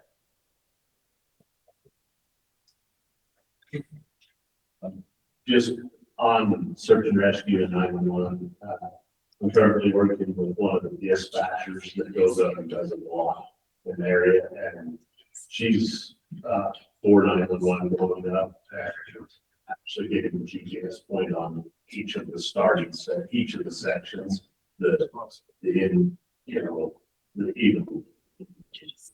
the little sections in the accommodation sections, so that if there is a accident, which we hope there's not, they know not only are they on the abroad, but they'll look like. Got questions? I just got one. Yeah, I'm not really familiar with public access via Ferratas. So I guess if you guys aren't taking in money, how are you guys going to cover like the maintenance costs and the time costs, like go and check out the route on like a regular basis? Is that just going to be like a county position? Yeah, so that would be so it's all county property, so the county is responsible for that. So we'll actually contract through the county. We'll contract with the group to come out and do an annual inspection report. They've done that this year, so they'll check all the torque values and make sure everything's safe and secure and off the hummingbirds where it needs to be. So that'll be a county responsibility each year. And then we'll have county staff that's regularly maintaining the parking area and the restrooms and just making sure that the route is and visitors are following the rules and everything where it should. Sorry, one more. Sorry, I was just gonna say, it's actually very inexpensive. Like that inspection this year was $600 for them to go through it and do that inspection. Next year it'll probably be about $1,200. So it's not something that's really expensive. It's very affordable. I guess one of the reasons why we asked this question, excuse me, is because we have had people come back for help repairing, replacing infrastructure. So it's less about the inspection, which sounds like it's reasonable. But in 5 years, could we expect a big RI proposal from you all to kind of pay for replacing all this? Is that built into the county budget? How is that going to be paid for, given that you're not collecting fees? As I think as the equipment, which is specially designed, it looks like rebar. It's not rebar you're buying at Lowe's or Home Depot. Right. This is all It's specialized. much more expensive than rebar. But I mean, that's kind of the nice thing about a Ferrata is if a single piece of like a ferrule or a clamp needs to be replaced, those are individually inexpensive. So the idea of an entire section of the Ferrata needing to be replaced at the same time, that's not something that we or our installers like anticipate that being the scenario where we like the inspection this year. One of the ferrules had fallen off. That's a very inexpensive piece that they just have to open. So the annual inspection kind of prevents that from happening. That keeps that maintenance up so that something big doesn't happen, that we don't go 10 years without looking at anything and you realize we have work. So that answers the Via Ferrata side, but there's also the dirt trail side, which does have to be maintained by Button County. Mike does that. Yeah, so in fact, Mike Cook, our trails coordinator. That's me. The trails, we've been keeping an eye on it, but I go up and make data. Also, we have already scheduled with the state trails group to come out and help us with actually putting the trail, hiking trail on, so that to increase the people And the trails so far have been holding up pretty good. And as we find a place that needs to work. So I'm sorry, these are colleagues of mine from Uintah County. So Mike Cook, our trails coordinator, Mac is our community development director, and then Jenny Bird, our grants administrator. So Aaron, the couple things to think about on the tourism side. So restaurant taxes and transit route taxes can both be utilized for not only helping to, that's where the counties use for their dollar matches when they come to us, but they can also be used for trail maintenance of recreational facilities. And so I would anticipate increased visitation in hotels, going out to eat. There is also new revenue going to the county that can be utilized with their maintenance. Yeah, so the ice park over in your race was what we're charging. You know, Travis, I think though, you would easily get donations if you just did a QR code. Yes, something we've talked about. We've got a local nonprofit that we have our trails committee, the Dino Trails Committee. So we've had those conversations about opening up, still fairly new, but opening up a QR code at the trailheads, different areas in town to take those donations to help cover costs that we may see.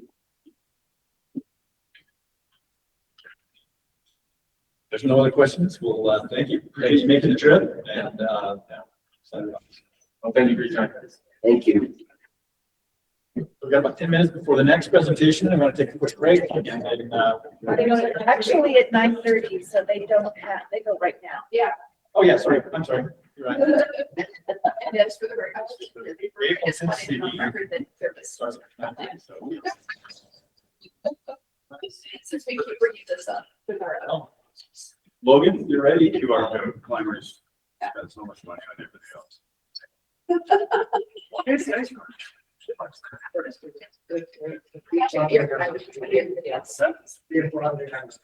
Yeah.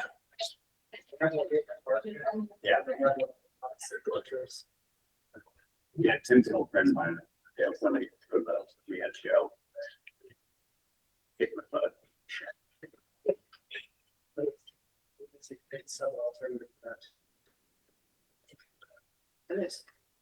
Hey, good? Awesome.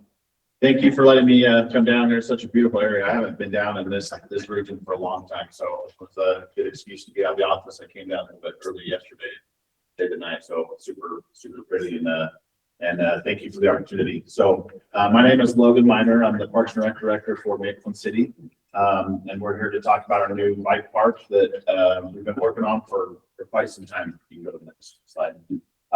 So we've been working on this since about 2021. I've been working with developers, our council, our trails committee to kind of figure out what we want this to be. You can kind of see the location. It's just right off of the mouth of Spanish Fork Canyon, just off of Highway 89, which is the main highway that runs north to south of Mapleton, and then Highway 6 coming out of the mouth of Spanish Fork. You're about a quarter mile off of Highway 6. So really good location. We worked with the developer to have the land as part of our development agreement to us, and that was about 30 acres. And then since then, we've actually renegotiated and got another about 29.5 acres, which brings us close to that 50 acre size. This is just an overview of the concept plan. So this is on this side, this is the Harmony Ridge development, the Edge homes that we worked with to secure the property. And then the top right corner is our parking lot. And then kind of moving down around, we've got our pump tracks. We'll have a beginner, intermediate, and advanced pump tracks that we're going to be fully lit. And then we'll have a downhill jump line that'll be a beginner, intermediate. And then to the north, all the way up on the top left-hand side, those are kind of our just progressive flow trails. So one of the things that we really tried to work on from our design was we really wanted it to be anybody and everybody could come. We wanted the barrier to entry to be low, especially for those that have never done it before. And so that top section is really meant to be very progressive in nature. There'll be little rock gardens, there'll be little step downs. things for people to hopefully be able to progress. And then down on the bottom side is all of our downhill lines. So we'll have a beginner downhill, we'll have an intermediate downhill, and then we'll have an advanced downhill. And so again, just keeping in mind, we definitely tried to look at the progressive nature of mountain biking specifically. We've had some great conversations with our local community, with the Eagle Mountain Goats, who's our local mountain biking club in the area. And they've been great to offer input with that. This is just kind of showing our hub. So this is where really you'll start into all the downhill side.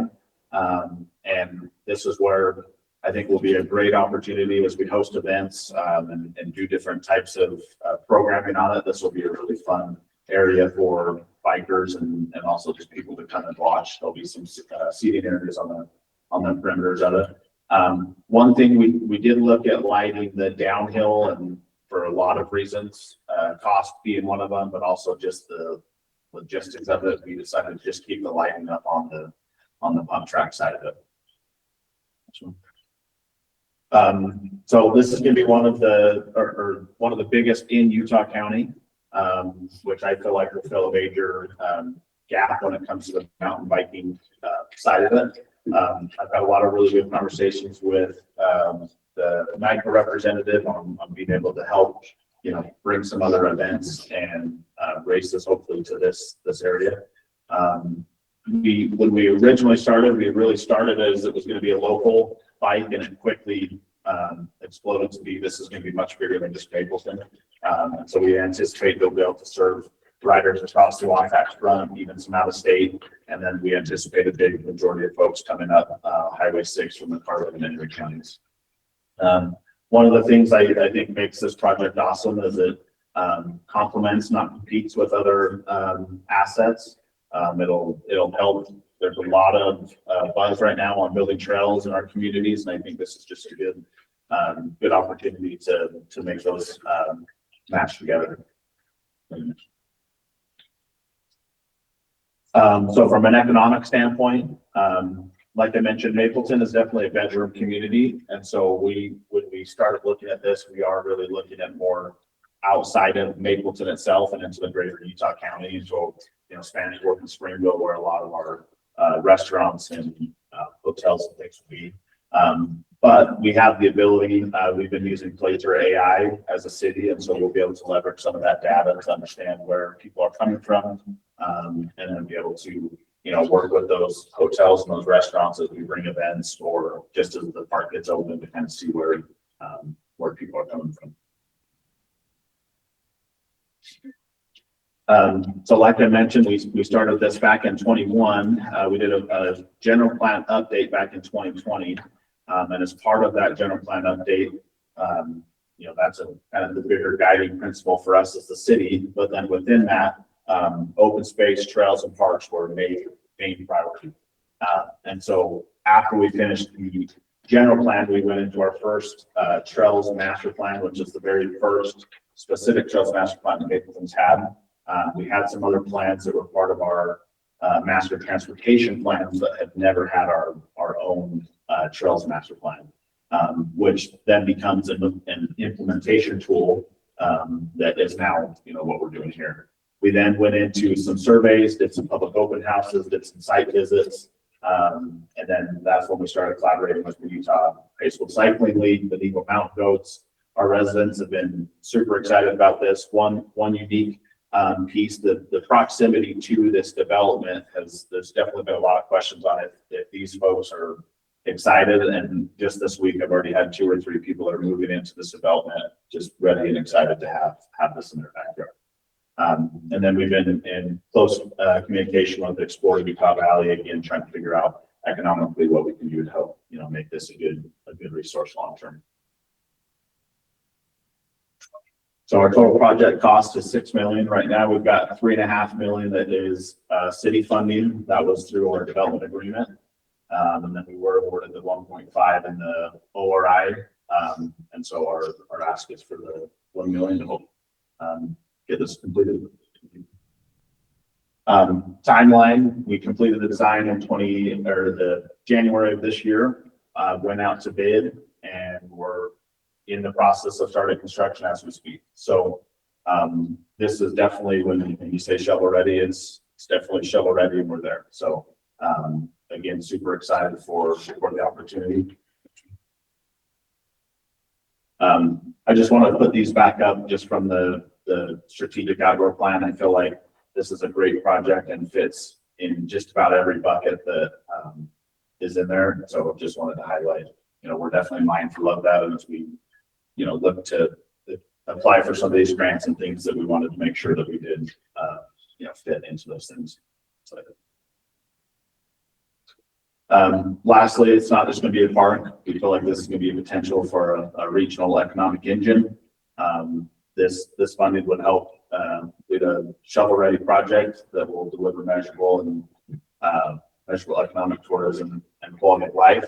And then a $1 million investment unlocks a $6 million regional asset with lasting benefits for Utah. So with that, any questions? Well, good. I have one.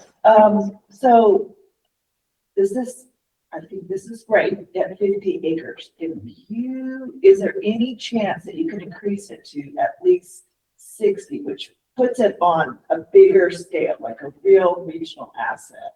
Sure. We have the Rocky Mountain corridor that's just north of this property. We don't have an easement secured with them currently, but we are working with them. And so that would be able to extend. That actually goes all the way up into the base of Maple Mountain. I don't know the exact acreage on that specifically. But we are starting those conversations with them to hopefully expand some more trails and things. Yeah, that would be great. St. George's, Snake Hollow, which is a real, is 90. So, just throwing that out there as a goal for future. For sure. Yeah. Yeah. And one thing I will mention too, and it was talked about in that last one, I quickly came in the last, just from a maintenance standpoint, we've already secured funding to hire a full-time technician that will help maintain this. This is where they'll live. And they're actually have already been hired and are going to hopefully be part of the construction process. And this is something that our council is very aware. There's obviously a maintenance that comes with it. And so we've also requested additional funds in our upcoming budget that is coming next week for our tentative, but we've requested additional funds to help maintain this as well. So we definitely don't want to, we know that it's a huge investment, but we know we want to maintain it so that we don't have to ask for more money. Construction timeline. You anticipate a couple years to build this out, or? Good question. November 6th is our substantial completion of this year. For the whole thing. Who's the builder? Caliber Contractor is the general contractor. Avid Trails is the sub for the bike specific stuff. The reason why I'm asking is we got a lot of requests, and you asked for $1 million. And so in my brain, I'm thinking through, if we can't afford to put the full $1 million into it, could we time it out to be having reapply and get part of it this year and then reapply for next year and do the funding side in a couple of phases instead of committing all up front the demands that we've got us on decisions today?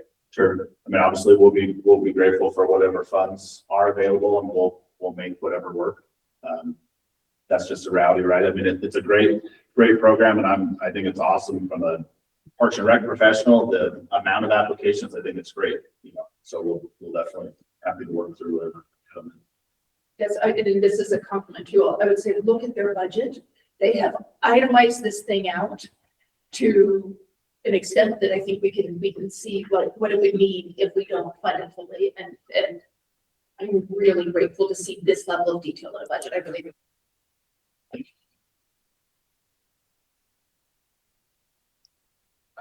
What resource are you using to build your pump track? Your own internal, or are you hiring an Avid Trail to see who and as part of our bid documents, we actually wrote part of it would be based off of bid, but also qualifications. We wanted to make sure that we got a qualified builder in there. And I can tell you, there was definitely some that submitted that were not, and so we were really grateful that we had those qualifications. Tracy. Hi, thank you for your presentation. And I love the different levels that provide that barrier of entry to remove that. Speaking from the adaptive sports side of things, there's a huge increase in adaptive mountain biking and availability based on the increase and innovation with adaptive mountain bikes. I'm not sure if I missed it, but could you tell me the width of the trails and the bridges and the pump track? And that size would help me understand if this would be available for people using adaptive bikes. Yeah, no, it's a great question. The paved pump tracks were designed to be ADA, and the trail side, the downhill trails, I don't know completely off the top of my head. I'd have to get back to you on that one. But I believe all the trails off to the north hand, which were the ones up on the top left-hand side, those were all going to be built to be ADA and a little bit wider to help accommodate for some of those, larger chairs for bigger bikes. But I'd be happy to get a more definitive answer on that. Oh, good. Just something to think through. There's definitely adaptive bikers that are biking on things that you maybe wouldn't realize. So thank you. Thank you. All right. Anything else? Tracy, what's the width that he ought to be looking towards? I know I've gone and participated in some of that, and it seems like it's got to be 4 or 5 feet wide, but I may have that wrong in my head.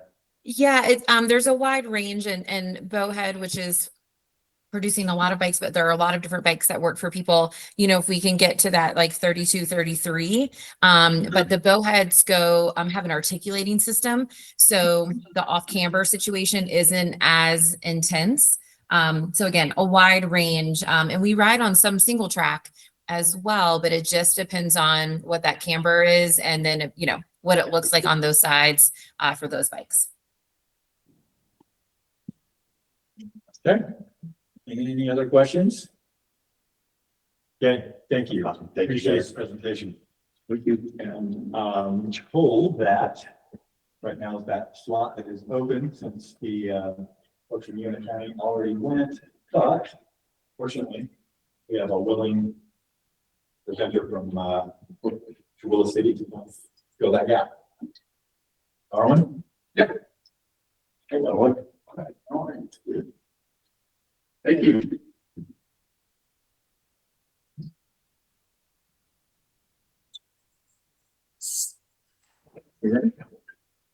Thank you. I'm Darwin Cook. I'm the Parks and Recreation Director for Tooele City. I'm here presenting this project, the Tooele City Boulevard Bike Park, for your consideration. I appreciate your time.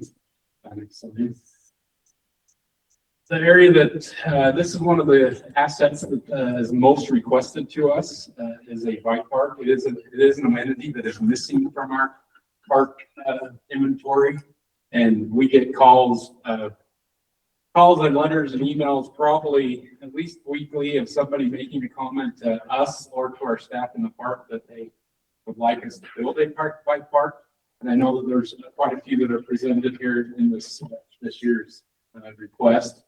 We do believe that we believe that this particular bike park that we're presenting will be a regional asset. The location that we're identifying for this is in the centrally western portion of our city. Tooele City is the largest city of Tooele County. This is the site location. The unique, I think, about this application and this particular project is that we are taking I kind of want to point out this picture here, a site that was a public utility site and turning it into a public park. We're going to the next picture. So the current site, it used to be the reclamation site for Tooele City. It was the old sewer plant. Tooele City was built a new modern reclamation plant in 2001. This site has sat vacant for about 25 years. In the last probably 10 years, we've been working at clearing the site and capping the site. The two clarifiers, the two white tanks there, the two clarifiers, they had some massive foundations under, and it became very cost prohibitive to remove them. So we felt that this site was a perfect site due to the fact that we can't go anywhere. It has to, everything at the site will most likely be above ground. So we felt that a bike park would be a perfect option for this park. Next slide. We are working with American Ramp Company, and they have developed 4 tracks for us. Overall park will have gathering areas, pavilions, and a restroom. Have a connection to a trail that's already existing by a developer, the Copper Canyon Trail, which is being built by Bach Homes. They are currently operating a PUD just here to it'd be the northeast of this park. They have built most of the trail already, and the trail will then come and connect here with this leg right here. We'll also be installing a pavilion and a parking lot at this particular site. The way that we got the name for this park is the future connecting road, Tooele Boulevard, will pass down the northwest side of this park. Slide. We'll have 4 tracks at this park: a pump track, jump lines, and also a skills course, and then a bicycle playground in this park. Our phase 1, the very first thing that we're shooting off the door with, is a pump track that will be the largest in the county and also be large enough for competitive events at that particular track. And then also the parking lot and the restroom. We don't have a slide. Our contract with American Ramp is actually for the design of that. We'll use actual local contractors for the parking lot and the pavilion. The next slide, please. This is our pump track. It will be all abilities, an asphalt track. We'll have both a beginner and the main loop line. Next slide. And then our bike park, we'll be building this up also at the same time. This will be a great gathering place for parents to bring their children to help with bike skills and just beginning into this sport. Next slide.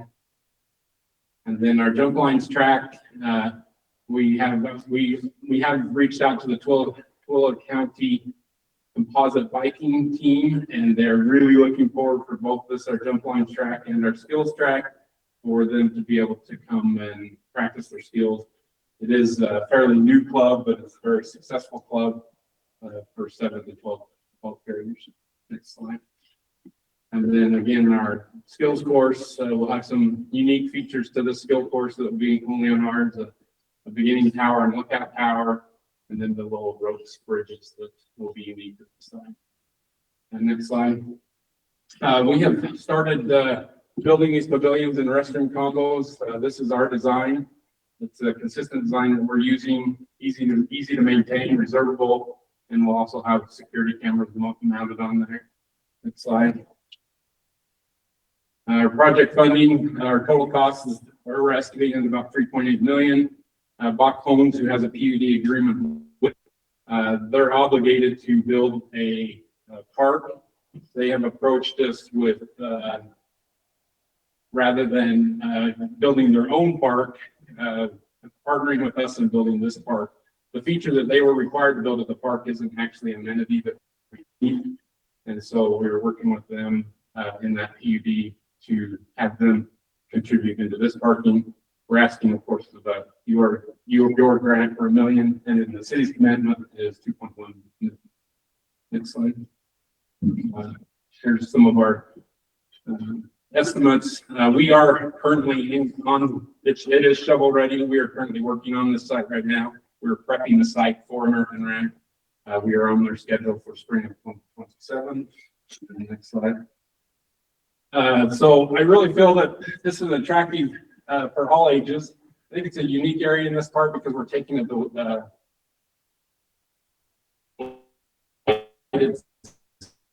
city side to an event that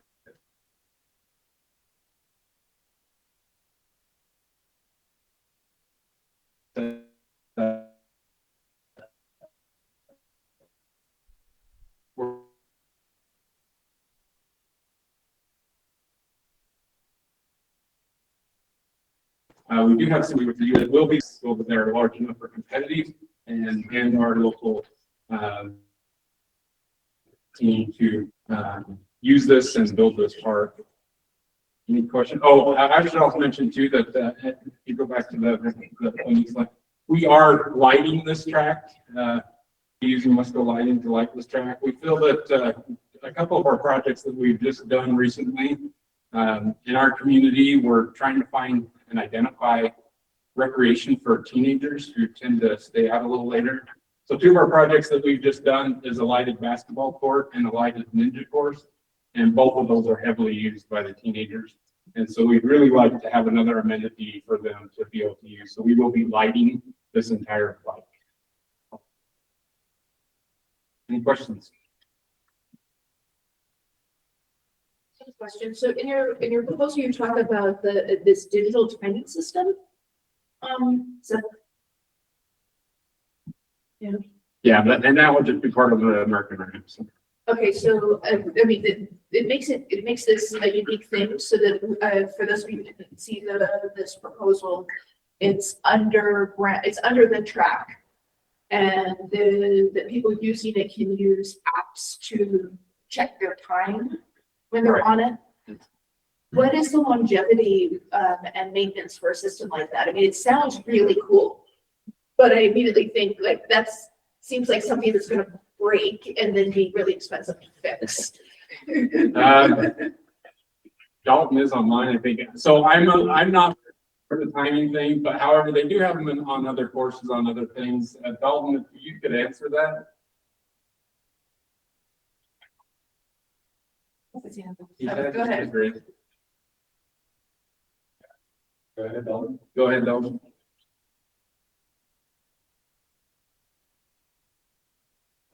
We can't hear you.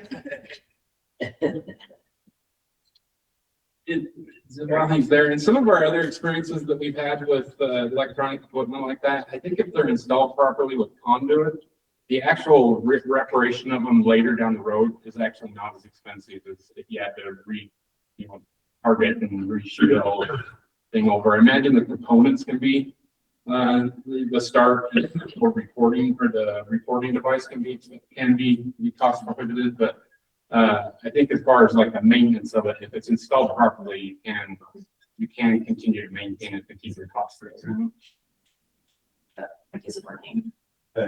Guaranteeing the digital timing. Can somebody click on that? Regress.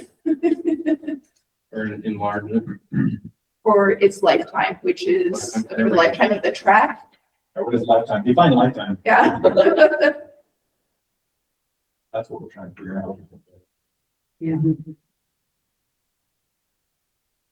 That was one of the reasons why we so we've been working with American Ramp.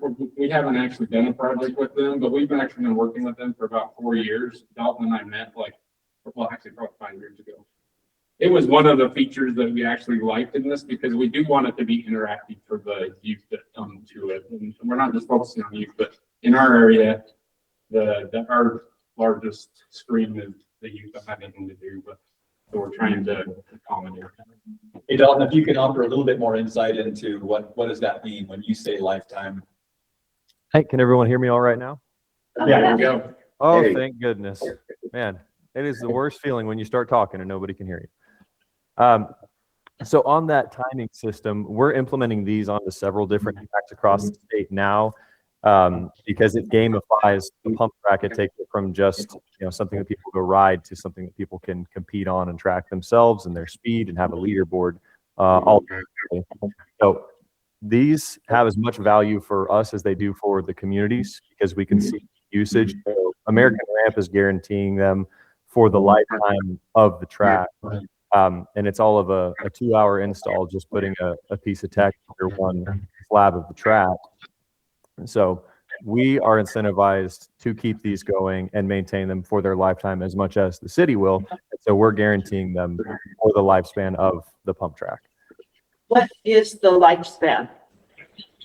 We're estimating 20 to 25 years for Velo Solutions asphalt pump tracks. And I say that because we've had them around for 15 years and we just haven't seen one that needs to be decommissioned or go out yet.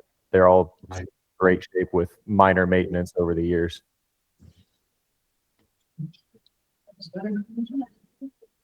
Thank you, Dalton. Of course. I've got a question on, so, you start spring of 2027, at least with American Ramp. Are you doing work before American Ramp shows up with all the other work in 2026? Yes. And how long do you anticipate kind of full completion once American Ramp starts? We are hoping to have everything done by the spring of 2020. And then it looks like on our sheet, I haven't looked at the actual application. It looks like you were also willing, if we can't fund it the full $1 million, that if we had to shave that off or time it. Absolutely. We're grateful for any amount that would be willing to be contributed. It's an honor to be able to present it to you guys. Any questions? Thank you. Perfect. Thank you. Appreciate your time. Actually, I'm so sorry. I have one more, sorry. Something in this that I like is how you talk about scheduling time for different user groups to come in to make it a little bit more accessible. Can you talk a little bit about how it's being designed in terms of we've talked about this with a previous applicant, the width, the radius of the turns and things like that to make sure that it's usable by adaptive gear? Yeah, so that American Ramp has designed that so that the pump track will meet the adaptive requirements for adaptive bikes, the 3-wheel bikes, and both multiple widths of those adaptive pumps. Thank you. Any other questions? Thank you. Thanks so much. And I believe we have our next presenter here as well from Vineyard City. Yes. Welcome, Ryan.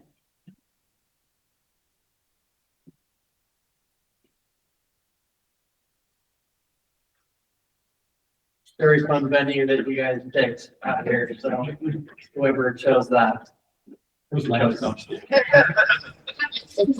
I hate to drive. Awesome. And quick shout out to Patrick and Naomi. They've been fantastic to answer so many of my questions in the whole process of the application process. So just appreciate them and their help. But good morning and thank you for this opportunity. My name is Brian Baudry. I'm the Parks and Recreation Director for Vineyard City. And I'm here to present about the Vineyard City all-wheels concrete skate park. If you don't know a lot about Vineyard City, we are located between Orem and Utah Lake. And we've been growing very quickly over the past several years and have previously been recognized as the fastest growing city in America. So that's kind of fun. You can go ahead and go to that next slide. There's a number of key stakeholders for this project. Of course, we have our Vineyard residents and the Utah Skate Park Advocacy Group. We had 249 survey responses. We held an in-person open house meeting, and we also had lots of comments through social media posts, just gathering input from the general public of what elements they want to see incorporated into this all-wheels concrete skate park. The Vineyard City Skate Park Committee consisted of Vineyard City staff and some Vineyard City residents as well, so that we had buy-in from the community. We contracted with Hunger Skate Parks to create a professional concept design for the all-wheels concrete skate park, and also American Ramp Company to create a professional concept design for an asphalt pump track, as well as the overall site plan. Before we go to the next slide, which is shown here. This is a two-phase project. We are looking to pursue phase 1 pending approval from York. And that phase 1 would consist of the following features: approximately 16,000 square feet of all-wheels concrete skate park, 24 added parking stalls. We currently have about 43 parking stalls here for our City Hall building, that I'll show you on the next slide. One of the 24 added stalls will be ADA compliant, so that it's up to state code. We will also have an ADA ramp entrance to the park. We will have an addition of about 375 feet of asphalt trail, which will connect two already existing trail networks in Vineyard, so that that will allow for easier access for our specific residents. And then, of course, having added parking lot, this is going to be able to allow for added accessibility for non-residents. A restroom facility and water fountains with some bike racks nearby, 2 benches, signage, some attributable to UORG, and then we can also have some that is bilingual. We'll have landscaping, which consists of trees, bushes, and crushed granite, and then also utility line extensions so that we can install potential outdoor lighting surrounding the park. The phase 2 elements would need to be incorporated in a future year. For the overall site plan, the park will be located just off of Main Street to allow for high visibility. It'll also be located right adjacent to our City Hall building, which houses office space for our public safety workers. And so not only will that allow for responsible stewardship, but it will allow for great site supervision. Next slide. Thank you. What is the need for this project? I'm sorry, it looks like the photo didn't upload there. But the skate park is on a 4-year priority project plan within our Vineyard City Parks and Recreation Master Plan. We want to offer more teenager and young adult focused programs. We feel like we are very much lacking in that area in our city. And I'm sure as you guys are aware, once kids hit the age of their teens, they typically drop out of team sports. And most of our offerings in Vineyard are for team-based sport leagues. And so this would allow us to offer an individual sport. And we want to offer intro to skate program just so that we can really get these teens and others on their feet excited to use the skate, all those concrete skate park. We want to maintain the aesthetics at existing Vineyard Parks and Utah City, which is a large private development within Vineyard that is currently under construction. And then we can also help reduce travel time to a skate park for our local residents. I was able to get AI placer data from Explore Utah Valley for visitation numbers to various skate parks within the state of Utah in 2025. And I picked 3 specific ones to focus on. Hiram City, because their park was built by Hunger Skate Parks, the same that we contracted with to do the design. And then Ormond Provo are near the area of Vineyard. I want to gear your attention towards the bolded percentage numbers that are highlighted in gray. This shows that the majority of visitations to these parks last year came from individuals over 2 miles away. So there's a great opportunity for economic impact here. And with Vineyard, kind of comparing to these other cities, my projection is that within the first year of operation, we would have about 30,000 total skate park visitations, with about 60% of those, or 18,000 visitations, coming from individuals more than 2 miles away. So that would be a really stellar opportunity for our community. In addition to the opportunity for potential non-resident visitations, because it is an all-wheels concrete skate park, it'll be inclusive to multiple uses, including skateboarders, rollerbladers, scooter riders, BMX riders, and adaptive riders. We can also host youth skateboarding league competitions. We recently heard from the director of Utah Amateur Skateboarding League named Tom Blair. He saw our park design. He said, "The park design looks amazing. That is definitely a park we want to hold an event at. That park section looks so amazing and will give the kids so many options for doing tricks and making neat ones. It also has a great street section as well." So we feel like not only do we have a lot of community buy-in for this project, but we also have the opportunity to host competitions, and we already have interests in that specifically. To review the budget, we project the overall cost for phase 1 to come to approximately $1.4 million. We're asking for a 50-50 match on that from UORC. And for Vineyard's cash match, about 550,000 of that would come from our existing route tax fund. About 2,000 of that would come from already allocated community donations. And that would leave the remaining about $145,000 amount that would need to come from future RAP tax revenue accruals. We get about $20,000 a month. And so we estimate that we should have all of the funding necessary to bring this project into fruition by the end of this calendar year. And we don't plan to have the park completed until May of 2027. And so it really allows us to have a 5-month buffer of revenue, just in case there's some hidden cost somewhere that we need to make up for. This is all possible due to a resolution that was signed by our Vineyard City Council on March 10th of this year to commit to allocate these future RAP tax revenues towards this project so we can make sure that it can happen. And fun fact, 100% of Vineyard City Council and the Vineyard Mayor all signed a support letter for the Vineyard City All-Rose Concrete Skate Park. So we're very excited about that. We have unanimous support from our elected officials, which I consider to be really crucial for a project like this. As far as the schedule goes, pending approval from UORC with a signed contract agreement, we'd like to get started within 2 weeks. Essentially what the schedule would look like from June through the end of July would consist of going over the construction documents, getting those all created. It would also be the time where we would do a civil design for the parking lot to make sure everything is up to code. For August through September, it would consist of installing that parking lot. It would also consist of the utility line extensions.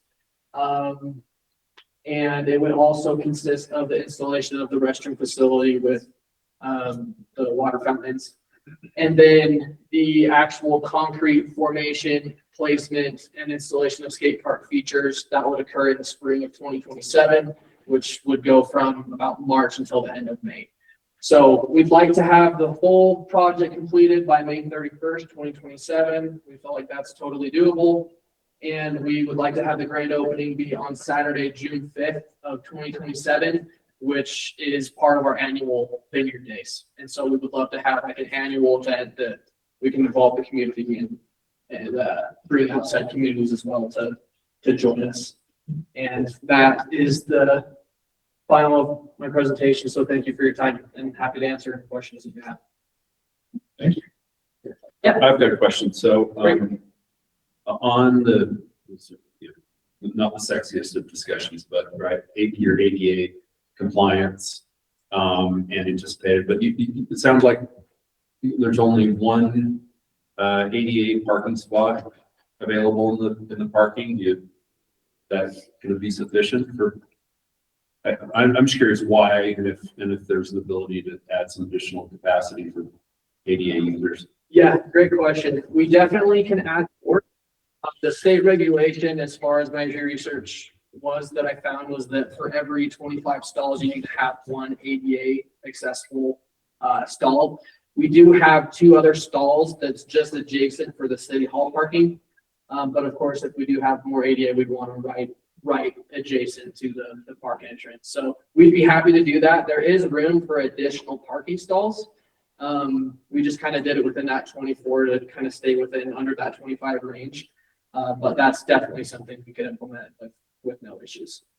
And then, second question I've asked, I think everybody on the big dollar request, if we can't fund your full amount, can you take less, and what would that drop off, or would that just delay out time here where you just have to go back to the city council for extension of RAT tax? Yeah, great question. We're happy to accept less.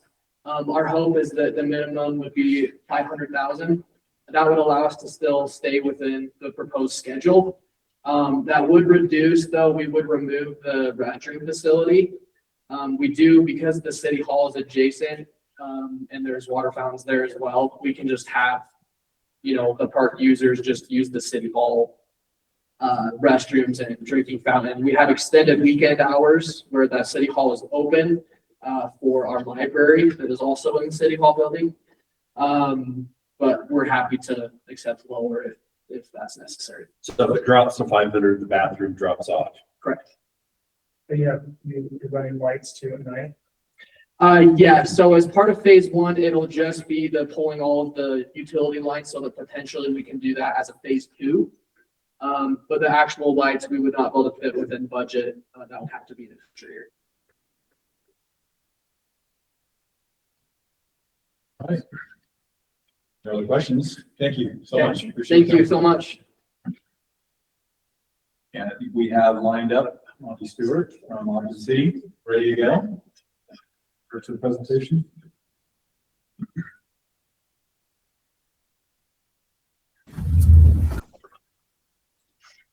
Good morning. How is everyone? Doing great. It's all yours. Okay, so I apologize. I'm first time doing this, so am I just share my screen here? If you want, yeah, you can share your screen. That laptop looking button in the lower middle, with the arrow on it, you can do that. Or we also have your presentation we can share here. Either way, it works for you. Okay, yeah, if you'd like to share it, go. I'm fine Okay. with that. Get it on the screen. Second. Oh, yeah, you know what? I've got it right here. I could share it. So Okay. Well, we've got it up. It's Okay, great. it is sorry if I went over you there. Sorry. yeah, you're on the screen, so go ahead and Okay. So yeah, so I'm Monty Stewart with Ogden City. I'm the Parks, Cemetery, and Trails Director. And the project that we're working on is called the Lesser Commons Project.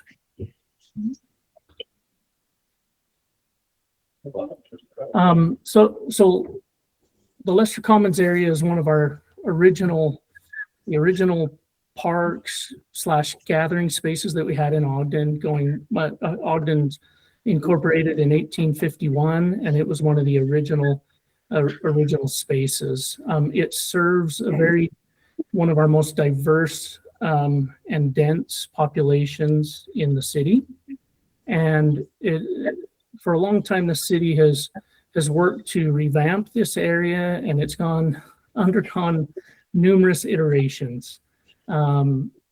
Going back 10, 12 years, there was a design contest that was never funded. Designs came out, and there just wasn't money. And so we've been working to reconstruct this space into a place that can really serve as a gathering place for the community. It is centrally located within our town, within walking distance of the downtown area. If you're familiar with Ogden, we have historic 25th Street. Just down the hill are Municipal Gardens, Union Station, which is a very historic location. We have a LDS Temple, some minor league baseball in the area, and a few years back, there was a geographic area defined as the Nine Rails Creative District, and this space falls within that. And so art and community art is a very important part of anything that we do in this area. We take that into consideration and try to incorporate community art. We underwent some design iterations and went out to the community, held community events, took input on what the community would like to see. And here on the screen, you'll see our layout. We have received some funding, both from the city and through some other grant opportunities, and have begun construction of the pickleball courts that are next to our senior center.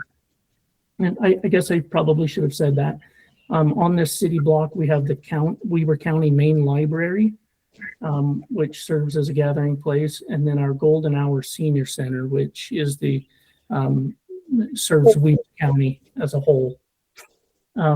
We have received some funding for the initial phase of a very large interactive inclusive playground that we will start construction in August on. And so funding that we're seeking through UORG would be to complete phase one, which I can go to here.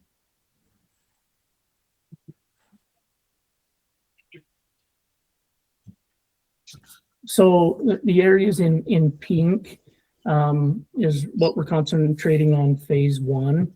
There will be walking at hard surface walking paths, all ADA compliant, and then we're looking at soft surface jogging paths. We're actually looking at a product called Perky Pave, which is a rubberized permeable surface that can serve as that jogging path.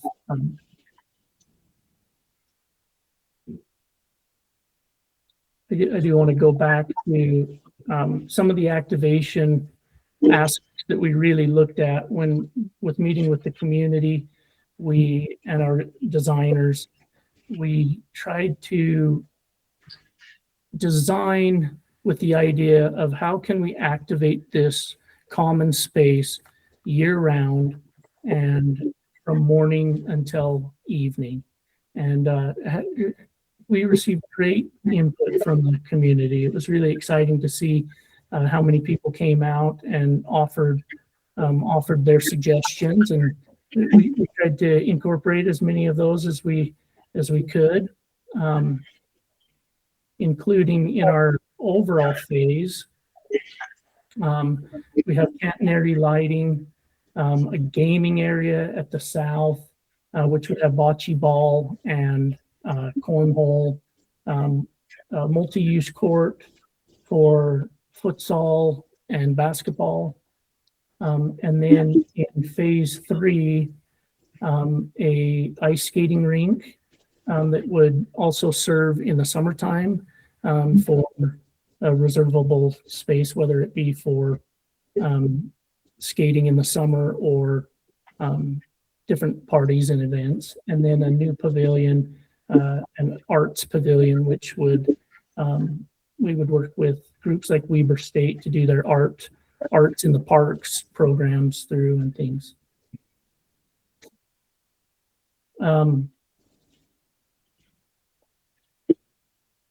Our project cost estimates right now. So we have, of course, we're seeking $1 million through UORG, but right now we have secured 1.9 million, including the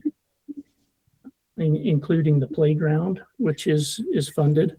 But we also have received another 800,000 that is going towards the pickleball courts right now that are under construction, and we haven't included that in this project.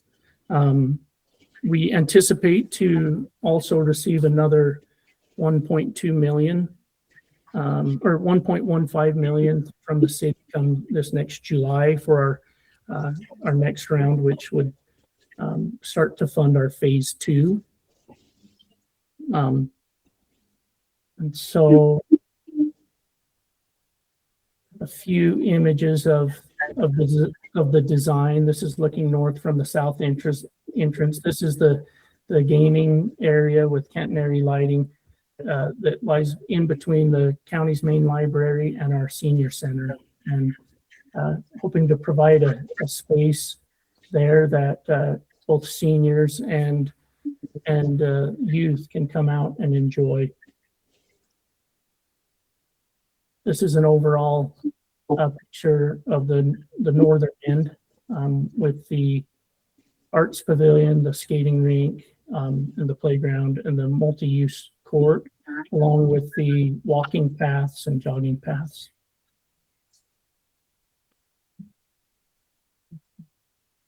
So I know I just kind of rattled on. So are there any questions that people might have? Thank you, Monty. And yeah, do we have any questions? In the early 80s, I went across Lester Park pretty much every single day on my way to the Ogden City Mall. We lived about 4 blocks away from here on the other side of Central Middle School there. So. Yes, Dr. Rosenbluth, go ahead. Yeah, thank you for the presentation. I think in your grant proposal, you talked a little bit about if the committee wasn't able to fully fund, that you would still be able to do some great work with less of an award. Can you speak to that a little bit for us, please? Yeah, so our phase 1, and this is excluding the pickleball courts, is estimated at like 3.6 million. If we didn't receive full funding through UORG, we would have to go back and adjust some things. We would still move forward and get as far as we can. And then we would have to dip in the money that we've been, that we anticipate will come July 1, was really for phase 2. We would have to then utilize some of that money to make up the difference. But this is a very important project for the city. It's been a long time coming. It's one of our historical spaces. But we would have to make adjustments and dip into the phase two monies. Thank you. Any other questions? All right. So thank you very much for that presentation. And to the next one, I think we've got Melanie on the line, ready to go. I appreciate it very much. Consideration.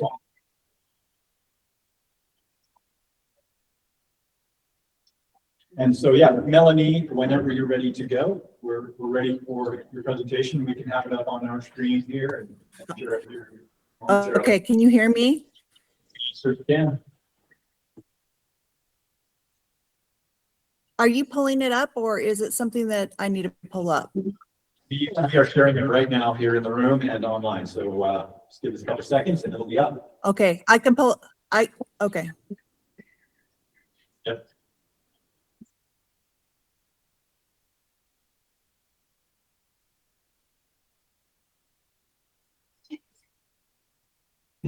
All right. Okay. Thank you. So this is a Goosenest Adventure Park, which is located in Elkridge, which is in the South Utah County. I don't know how many of you know where that is located, but I have a map so I can help you to see that if you want to advance. Naomi, are you advancing this? Yeah. So the project overview is that it is, we're looking at this as a regional outdoor recreation project in southern Utah County, and it is designed to serve multiple communities. And we are needing to do this in a phased approach because of obviously the cost. That it's the same problem that everyone has. But if you go to the next slide. So this is the location of Elkridge. We sit on the southern end of Utah County, right up against the mountain. You can take I-15 through, and then you get off at the Loafer Mountain Parkway, which brings you straight up into Elkridge on Elkridge Drive from the Loafer Mountain Parkway. So you have a direct route from I-15 to Elkridge. With the new growth that is taking place in the area and the amazing amount of people coming that direction, that is a new parkway that has been built and opened this last year. No, you can back up to that one, yes. Looking south, that yellow line is Elkridge Drive coming up into Elkridge. We just received a grant from MAG for $125,000 for our trail feasibility study. What we're trying to do is connect to Payson Canyon. If you look right here in Payson Canyon, we are trying to connect to Payson Canyon from our side of the mountain. You'll see this mountain that runs along right here. This would allow us to connect back into Payson Canyon. This is the location where you see the red arrow of the Goosenest Park. We are hoping to have that as a trailhead as well as a park, but we'll have to wait till the trail feasibility study in order to make that a possibility as we advance that project. So in phase one, if you'll advance,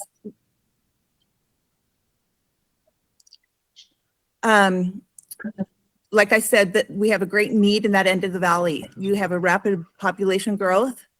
We have limited destination of quality recreation amenities. We have to drive up to Payson, around the mountain and up to Payson Canyon to access it through that direction. But we also have limited park facilities at our end of the valley. So we have a high demand for family-friendly outdoor spaces, and obviously existing and future planned trails lacking supporting infrastructure.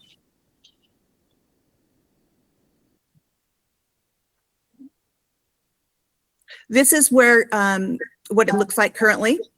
As you come up Elk Ridge Drive, you'll see the roundabout.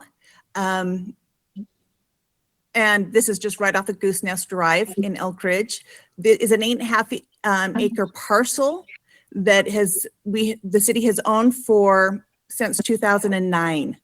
And we did a city survey in 2024 to try to figure out what was wanted in this area.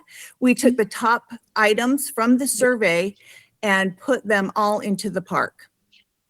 And so we received a grant from the ORI, the Outdoor Recreation Infrastructure, for the engineering and design of this park. And this is what it looks like on the next slide. So it would consist of a full build out, a mountain bike skills park to the left. You have an ice ribbon, an all abilities playground, event center, a natural interactive water feature, and trails that run completely throughout the park. At the top, to the south, you will see a parking off that street with a bike and restroom at the top, bike prepping area and restroom at the top to work as a trailhead. Phase one would consist of the next slide.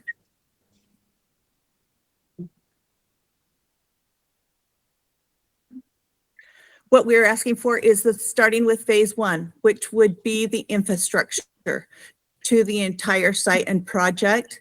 It would consist of the trails throughout the park, the natural water feature, a portion of the all abilities playground, all the infrastructure for the building of the electrical, water, everything for the build out.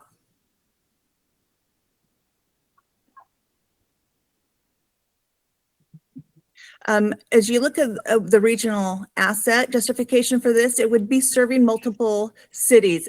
From the previous slide that you saw, there's Payson, Elk Ridge, Woodland Hills, and Salem this would be a draw for. It's all in kind of a central location for everyone to access, especially if they are wanting to head up to Payson Canyon from our side of the mountain and the mountain access. So you also have that draw of all the families and youth programs, trail users with a future economic development benefit coming from the event center and the ice ribbon. So we hope to make this a year-round type of a facility when we reach the build out. And so this would help to reduce the pressure of overcrowded trailhead up Payson Canyon.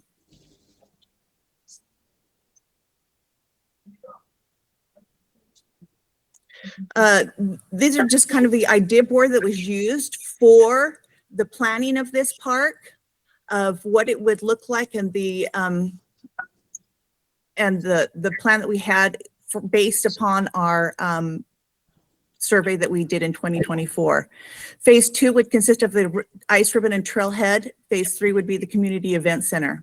So this would create a year-round recreation and a regional events and gatherings.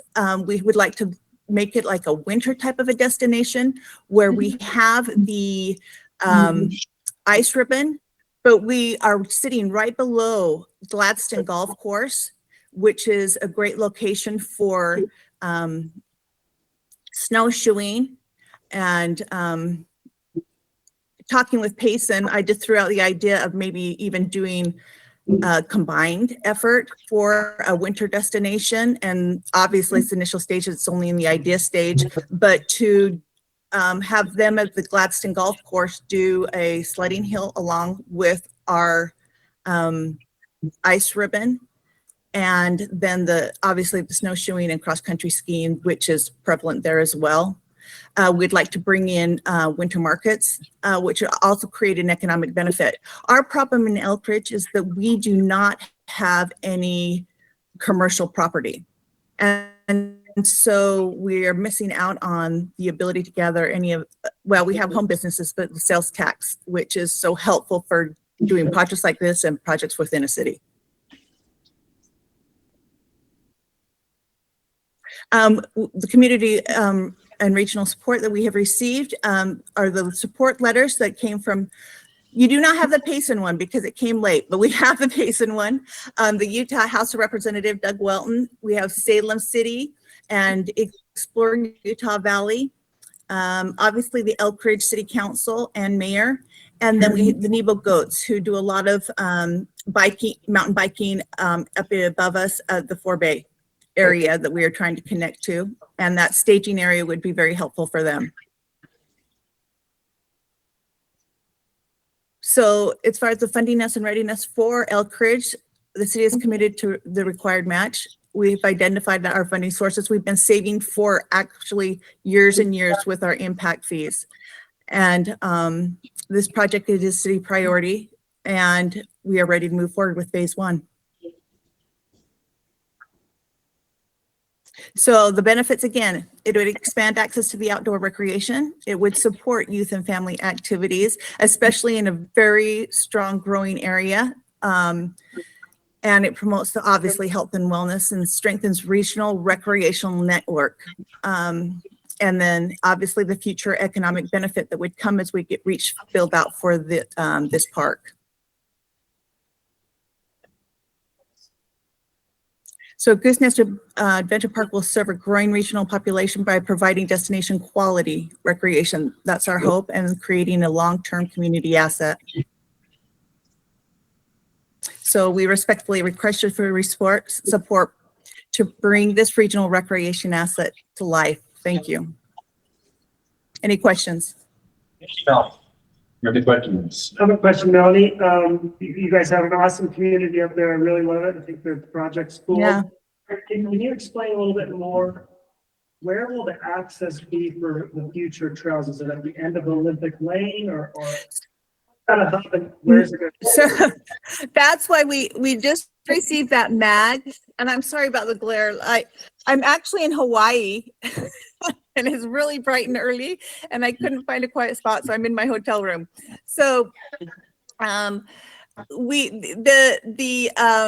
access we're hoping could be a variety of different ways. That's why we have the feasibility study that we'll be doing.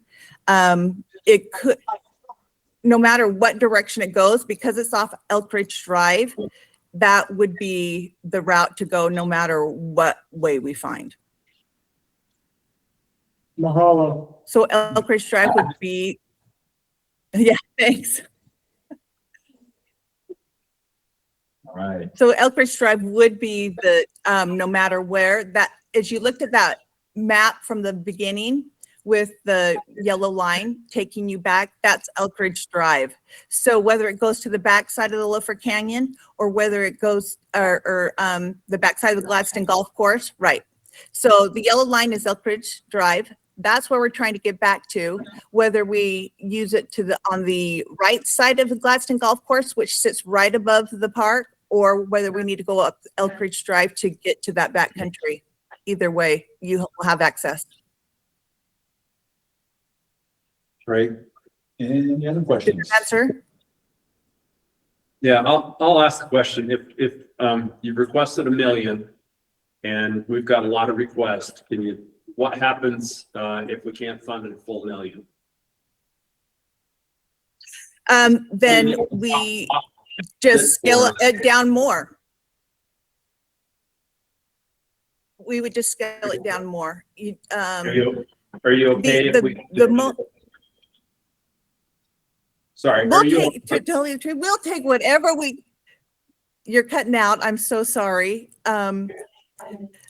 We would really take whatever we could get for this project. Obviously, we will just keep working hard to find additional funds. But really, we would start to do the infrastructure and the trail system and the mountain bike skills area. Like that's probably the priority. Okay. Any other questions for Melanie? All right. Melanie, thank you so much for your presentation. Appreciate it. Thank you so much. Appreciate it.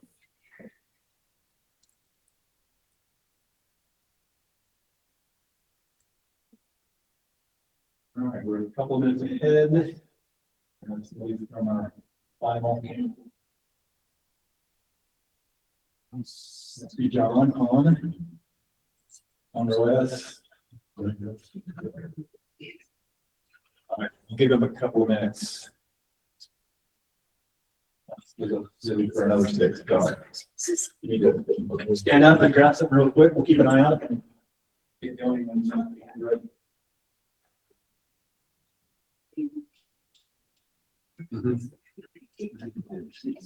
Yes.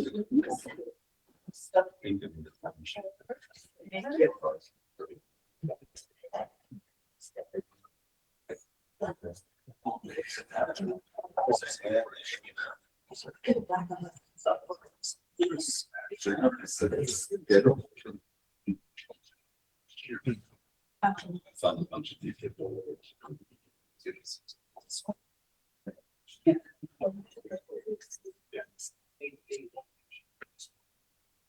I have an in-person email for you.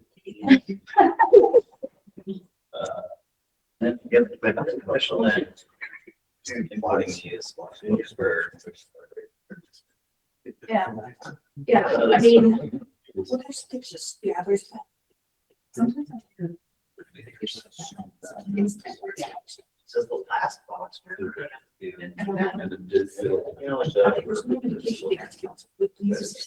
It's just figured. Does that?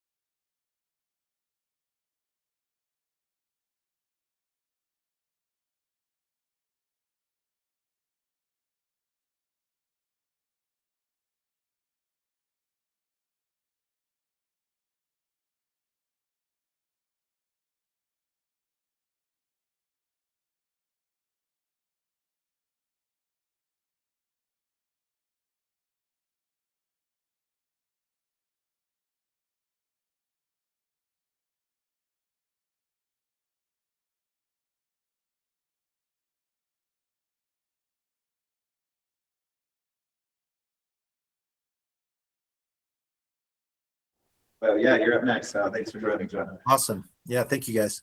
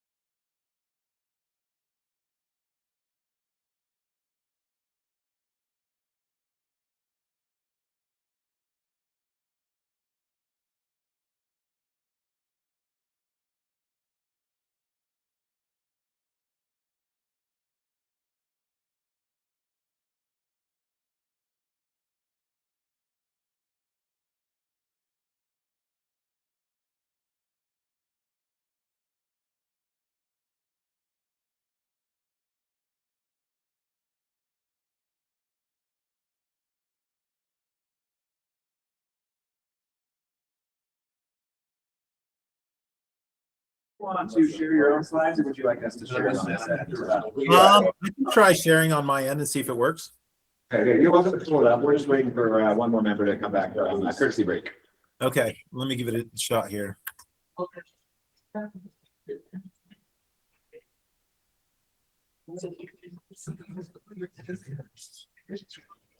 Awesome. Yeah, we can save on the set. Great. Yeah, I'll go ahead and give you the go ahead in just a moment. Thanks for taking the time.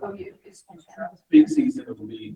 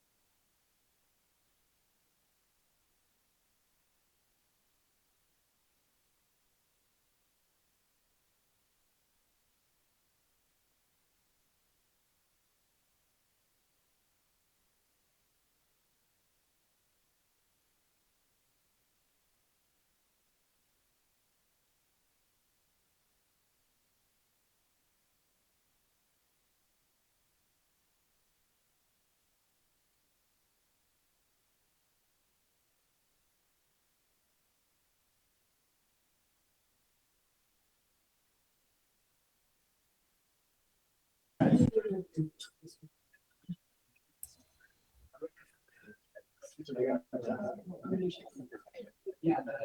All right, well, John, we're ready for your presentation. Okay. Go ahead. All right. Well, thank you, everyone. My name is John Ruedas. I am a senior landscape architect with Salt Lake City Public Lands, and I am the project manager for Glendale Park. Very grateful for your time today to be able to present on our UORG application project, which is the Glendale Park Pump Track, Adaptive Pump Track and Skate Park. So I just quickly want to touch on the history, vision, and regional significance of this project. This is Salt Lake City's first regional park in about 60 years. I think most of you are familiar with Glendale Park, given the site used to be the old site of the Raging Waters Water Park for many years. And we'll touch on that a little bit more, but because the site became vacant and no longer under operations, it became an issue for several reasons, and the city recognized the need to redevelop this area and provide that community and regional draw, especially as it pertains to recreation. So that led to, back in 2021, a very robust community engagement effort to really try to understand what the community wanted and needed, which then led to the Glendale Regional Park Master Plan.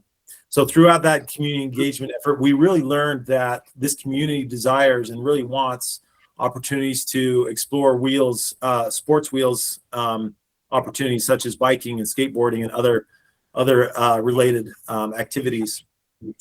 This is a multi-phase project as far as the overall park goes. We'll touch on that in the upcoming slides as well. And then we'll touch on some phase 2 amenities. Just so you're aware as well, this is Utah's first CITES Gold Certified project. If you're not familiar with CITES, it's basically the equivalent of LEED, but for landscapes. And really, this demonstrates the city's commitment to sustainability and being good stewards of our natural resources. So we're really excited about this being a CITES certified project. Going back to the history of the park, just some images you can see. Maybe some of you went to Raging Waters. I know I did as a kid. Loved it. But unfortunately, the site was abandoned, and really the infrastructure began to just fall apart. There was ongoing maintenance and safety concerns, and it became kind of a hub for the unhoused and a massive eyesore for this community and for the region. And so the city understood this and decided that they needed to do something about it. And then we began to really reimagine the space to see what it could be. This is an early rendering of both phases. So this project is broken out in 2 phases. Phase 1, we just opened the end of last year, December 2025, and is everything kind of to the west and to the north. Here you can see some of the amenities, including an all abilities regional destination playground. We have pavilions, foosball, ping pong, basketball court, open space, trails, a new wetland that we developed, a parking lot to the north. And we're really excited. This has been very well received by the community. We also redeveloped some tennis courts on just west of this in the park to 12 pickleball courts. Phase 2 amenities include an ice ribbon and wheel ribbon, which we're really excited about. We feel the wheel ribbon really pairs well with the skate park and pump tracks. It also includes a sledding hill, an observation overlook with a new significant public art piece, a splash park, an event lawn with an event stage to host community events, food truck areas, a new maintenance building, which is going to make a huge difference in this park.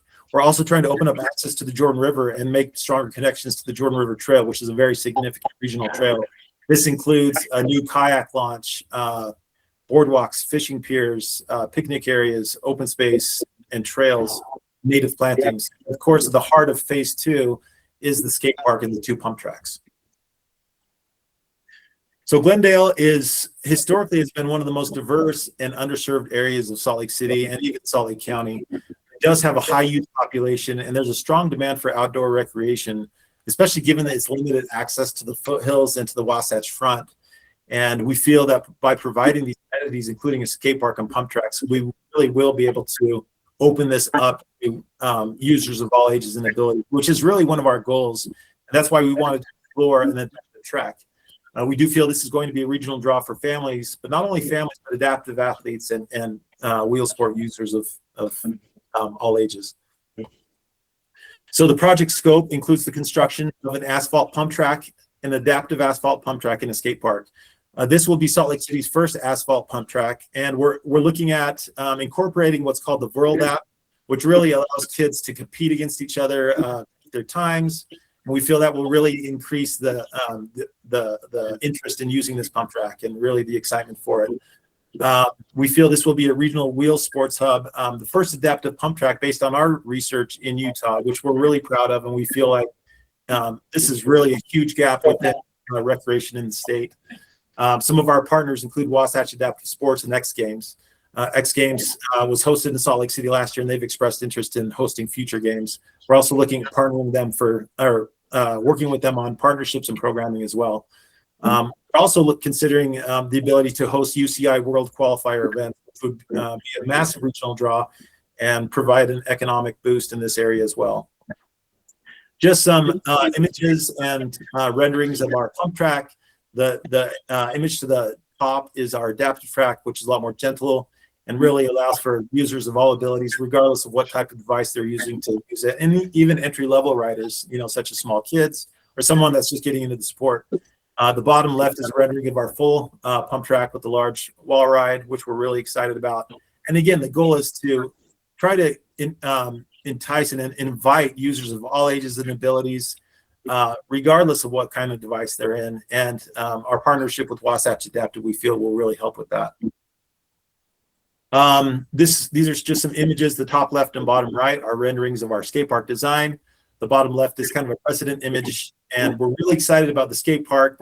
We're actually putting it in a location that used to be the old pools, some of the pools for the water park. And so this allows for some different topography and some interesting design, which will really create a diverse experience for skaters, which we're really thrilled about.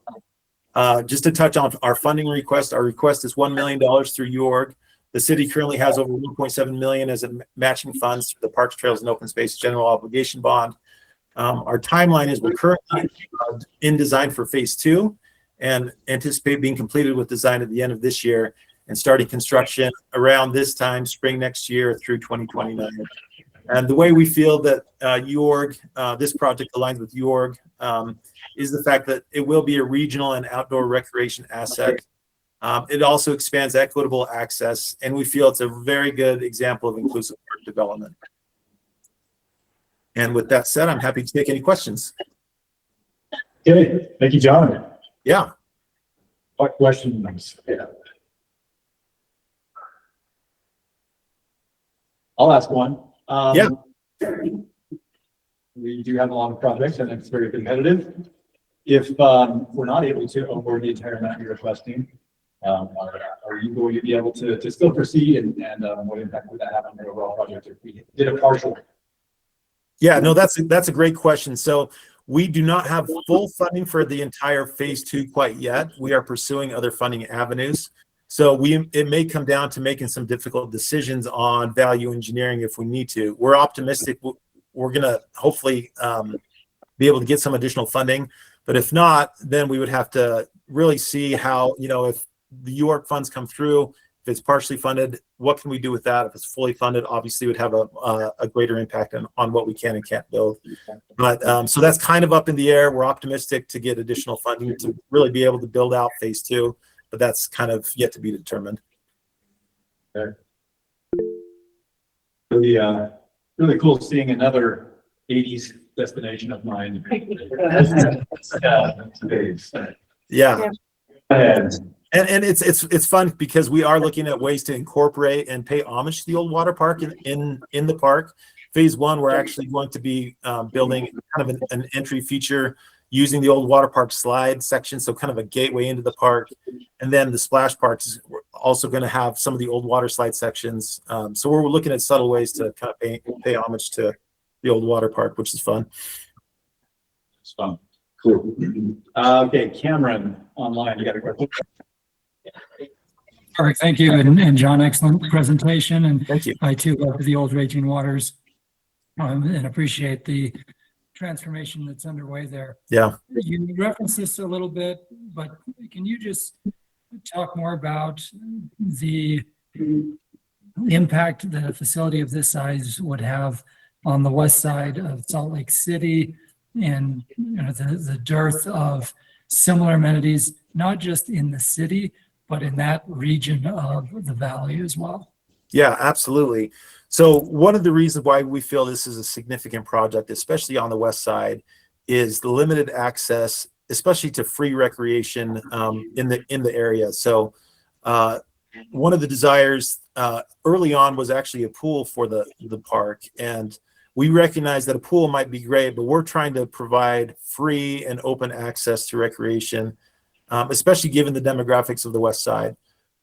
We also recognize that the west side, through some of the research that we've done, has probably less ownership when it comes to vehicles than other areas within the city and even the county and state. And so providing ways to access Glendale Park is important. And given the proximity to the Jordan River Trail, we feel it's very significant. Some of the amenities that we're providing are there aren't amenities like this, such as an ice skating ribbon and a wheel ribbon in close proximity to the west side. And so we felt like the wheel ribbon really pairs well with the pump track and skate park. Even the topography of the west side is interesting because it's flat. And so given the fact that we're trying to preserve the hill to create some interest in topography in the area, which allows for different types of recreation, such as sledding. Some kids don't even have access to hills where they can go sledding. I guess we're being optimistic that we'll continue getting winters. We're hopeful we'll continue to get snow. But there's various reasons why we feel this project is really significant, not only to the west side, but this region. And it's been well received. Phase 1 has been huge. We've heard such great feedback from the community, and we're excited about phase 2 and the ability to push forward with some of these amenities. All right.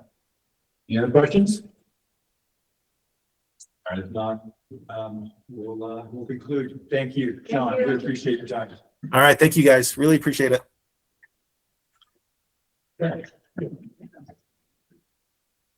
Well, that is the final presentation for regional assets. Got a little bit of time between now and Let's turn the lights on. Lights back on.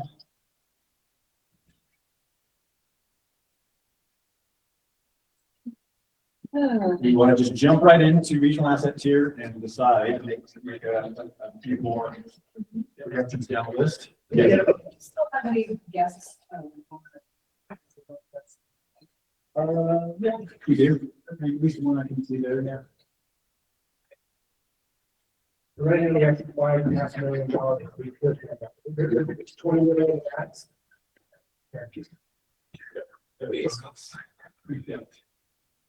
Where are we, regional asset tiers? 5.2. We're at 5.2, which is only 25% of the total. A little low in my opinion, but reward the effort and the vision. Some of these big projects are something really different. We got quite a ways down the list, but if there are others, I'm now to discuss those. So I just want to make sure I've got my notes right here. So we moved forward the top 4 yesterday. Right down Farmington, Allville at full funding. Right, and moved forward to Santa Clara at full funding. Then we moved forward to Parawan Canyon at full funding. I thought it was North Vegas. North Vegas was the top, that's already included. Top 4 were, Yeah, the top 4 were funded. So we've got 6 that we've moved forward at their full funding request. Right? The top 6, right? So it's Farmington. It wasn't the top 6 schools. I show that we did, so I'm just double checking what we moved forward. I show we did North Davis, Ashley, Gorge, Glendale, Farmington. Yeah, I'm not sure. And then Santa Clara. And then Parawan, the ones I showed that we moved forward. Yeah. Did I miss something? When you say North Bay, are you referring to Lester?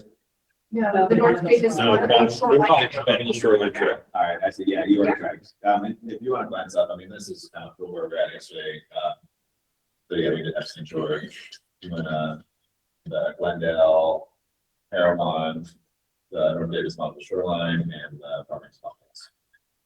Success. Yep, six of them, right? Yeah, Where six projects. line does. Okay. You guys open for me taking a shot? Yes, Shot, please. Everybody is here. No, yeah. Because we did talk yesterday about, I think, Parowan, possibly another due to the other funding, the DOT fund, the storm transportation. Yeah, there was a question whether or not. Yeah, So Doug, are you suggesting that we pull back our loans because of the, or maybe, I can't remember. I'm asking a clarifying question. I can't really still what the decision was. Well, my recollection is that's where some of this got brought up, whether or not some of that could be used by this 11 million that Cam mentioned coming in from the feds. That's going to go to UVal. And then whether or not in the future, some of this could be taken care of with some other Utah Trail Network funding. That's what I remember. And there's no clear answer as to what that $11 million is for. Could be used for, even though it was for rural. So I bet Cameron has an insight to offer. Cameron. I won't go as far as saying I have insight.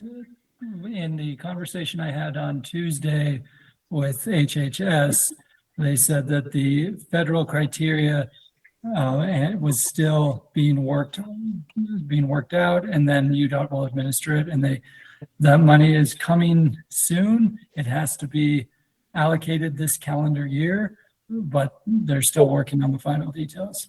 So when Des was asking about, criteria and timing, I don't know, but as soon as I know, I'll let you know. But it will be $11 million in those 25 counties.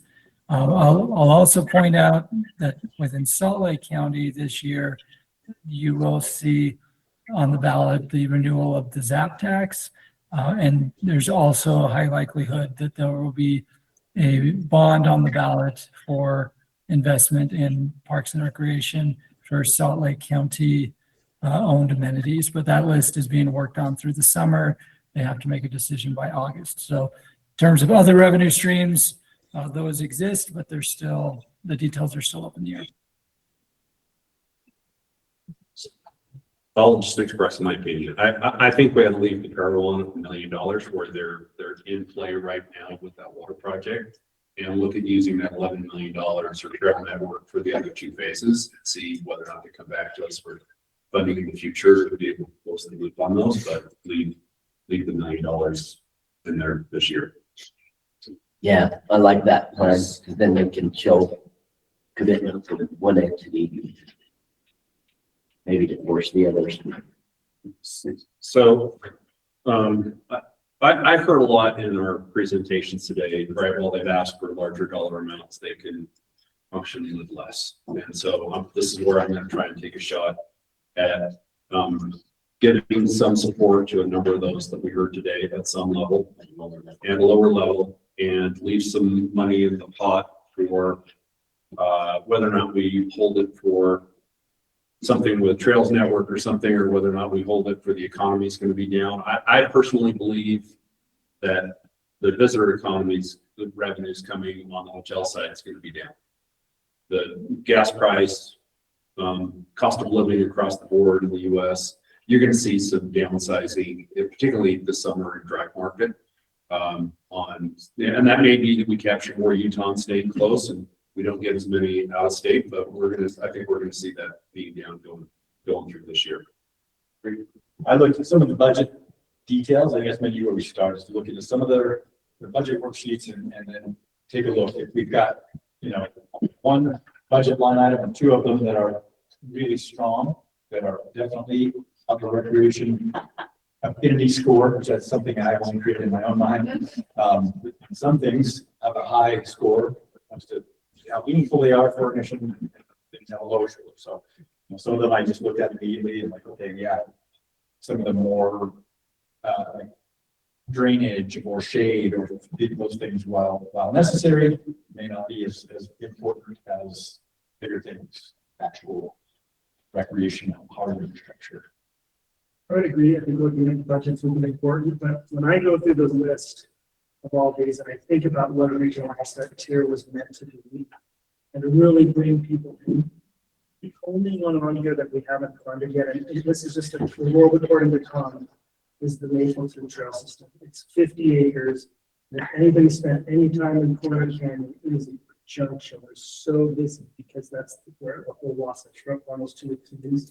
To me, this is a project that would bring lots of people to that area, whether it's races or teams. And it might not bring hotel stays, but it'll bring business to restaurants and other local. And so to me, before we kind of divided the pie for some of those other projects, that's one that I thought we should. So why don't you make a motion for full funding on that one? Let's see how that goes. Okay, so I'll make a motion for full funding for Mapleton City South Valley Regional Bike Park. Okay. I'll second that motion. Motion's in order, so motion by Tom, seconded by Aaron for a full funding on the Mapleton project. And I reviewed that one, and I didn't have to make a sales pitch, but I was going to make a sales pitch. This is one in my notes that the exact same thing, we just hit the money for what a regional asset project is. Agreed. Yeah, for sure. All right, Cameron. Hi, and just a quick procedural clarification. Are we at the point now where we are voting to fund? Or are we still at the point where we are voting to advance? I just want to make sure I'm clear on the motion. Yeah, we're just voting to advance. Same as yesterday. We're just But advance a full $1 million. I might have said fund, Cameron, that's a good point. Yeah. Okay. Yeah. And I support the change to motion. Good clarification. Yeah. Same process as yesterday, those that we are adding to our final list of those to recommend. All right, any other discussion or questions to the motion? All in favor, say aye. Aye. All right, and any opposed? Okay, that passes unanimously then. So it feels like after hearing the discussion, and then I've got a handful that I want to have that we highlight, and maybe some of the reviewers weigh in on it after we heard the presentation, but I'd like to review the Ogden Lester Regional Recreation, the Ogden City one. I'd like to review, have a discussion about the Goosenest, Elk Ridge, a discussion about Riverstone Park in Morgan, and then the Vineyard, and then Tooele. All right, say those again. Sorry. All right, Lester, Goosenest, Riverstone, Vineyard, and Tooele. Okay, for some reason, my list is really hard to follow here, but let's start with Lester. Yeah, which is the highest scoring on that list, I believe. And so that's Lincoln, Jeffrey, Jake. I mean, I'll just start out with, I liked how big and, you know, it was a good proposal. I just don't think I can be supportive of that $1 million request. Yeah, that's one that I had in mind when I made the suggestion a minute ago. If you look, they've got a fairly broad categorized set of budget items that they're asking for us to fund. And walking and jogging paths, playground surfacing, and then irrigation and landscaping. So certainly the first two are more in line than irrigation and landscaping. Obviously, I think it's necessary, but that would be where I would start to look and say, well, how about about 800,000 then for those first two categories, or maybe 500,000 for just the walking and jogging path portion.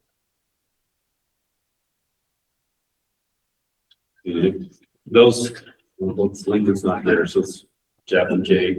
I mean, I'll be honest, I scored higher probably than I should have because of the other part. Yeah.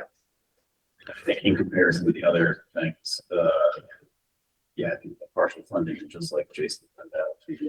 So it's talking about, can we just, you know, not taking motions, but on target right now, half a month, the 500,000 for that. And just see where we'll go from there. And they're one of the few, they even said, filled up the category of what they be moving toward. It's like Goosenest and the city of Elkridge, sort of the same thought, and that's why what I was asking going down here is like, okay, can you deal with less in your, Yeah, and that one is kind of the same. There's several categories there. To me, starting at 250 would be a good start spot. And it's a full mile away from where the trails would be. Okay. Well, that'd be a brilliant park. Yeah, it's surrounded by houses. I was really confused about the argument being made that it was going to be a trailhead. In Elkridge Park, it's not a flat. So they've got 3 categories they're asking for DOR funds on: parking areas, trails, and concrete for 250, playground equipment for 250, which is very CPR-ish. And then the natural water feature for 500,000, which is the most expensive item on their list. Once feature, great. There's definitely value there. But that's why I brought up 250 to address parking areas, trails, and concrete. Okay. I like the idea of kind of tentatively targeting 250 and see what we do. All right. All right, so Riverstone, Riverstone. and I'm just thinking, just want to talk through what's a lower dollar amount that to feel comfortable there after looking at budgets. Oregon City doesn't have a lot of tax base. I also don't, as great as that is for a 3-acre fishery, I also don't see it as a huge economic driver. That one doesn't feel like a regional asset. No. Are there other funding streams for things like fishing that you're getting rid of? Yeah, VWR, they will fisheries. Pretty much, that's the only one we had for Morgan. There's another, the one I referenced is in Morgan. That's saying it's in No, it's Morgan, there's Morgan City and Morgan County. This one's a Morgan City project. The Morgan County one is the pickleball and tech. Yeah. So for me, this comes down to, did we give little Morgan City a little bit of help on it, or did we just pass? No, I think this one is definitely worthy. They are so unique in the fact that they just do not have. They don't have a lot. That was the case that they made. I think it's a great case. I mean, at least with the 716 or so for the pond construction. That's an investment. I think it would be literally a return on the investment, because there will be a lot of input from DWR that maybe not very articulated in this proposal, but they're going to do a lot of the work and help and consulting, and then obviously stocking the fish. So have you got the, sorry, you're looking at the budget there. So you think the 716 would be the 717, the amount? 717 would be a reasonable, I think, start with them for sure. Okay, let's pencil that one in as potential. And then we said Vineyard, right? May I just say, I reviewed the Vineyard one. I did not review the Farmington one. Vineyard, I think, did a good job putting together their proposal. It's in a high growing area. I would like to open for discussion, I guess, if we fund the Farmington at full value and not Vineyard one, what are some of the dividing lines there? Yeah. I was one of the reviewers on Vineyard as well, and the only place that I scored low really was on economic drive. I didn't see a big economic driver with this one, but as I better understood it also from the regional, and I may have scored this a little bit early on in the process as well. I feel comfortable with being, for me, ranked higher, even though at the time I thought, okay, it's just a medium, but with as big as that's going to be in that high growth area like Uintah County, I saw. So I think we have to be at that 694 quorum. If this is the do this with a bathroom or without a bathroom, and that doesn't make a whole lot of sense to me. You'll build something that's going to draw a lot of people, and then. Yeah. Really close to yours on Saturday So, afternoon. for me, I'd be comfortable at 694. Okay, what do you say, Cameron? I raised my hand before the bathroom comment, so my hand is not in relation to the bathroom comment. I just want to make sure that's clear. I was one of the evaluators on the Vineyard one as well, and mirror a lot of what Des said. I was hesitant about the economic development piece, and there are other skate facilities in the region. That said, as they, based on their presentation, they address some of those concerns, and it's less than the $1 million amount. To me, the policy question is basically the reverse of what was just said, and that is this a tier one seeking more money, or is this truly a regional asset worthy of 3 times more money than a tier one? I think for this one and the other ones that are in this category, I think we just need to answer that question consistently. I'm comfortable with the 600 plus. I had this scored medium, but again, they addressed some of my concerns and what they pointed out earlier. I also was impressed with the Salt Lake Glendale presentation. That feels like a strong regional draw.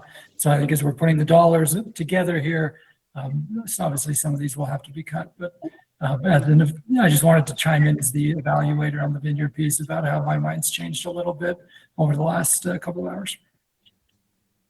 Yeah, and Cameron, just, so Glendale's already been approved because it rated so highly, or advanced, because it rated so Right. highly.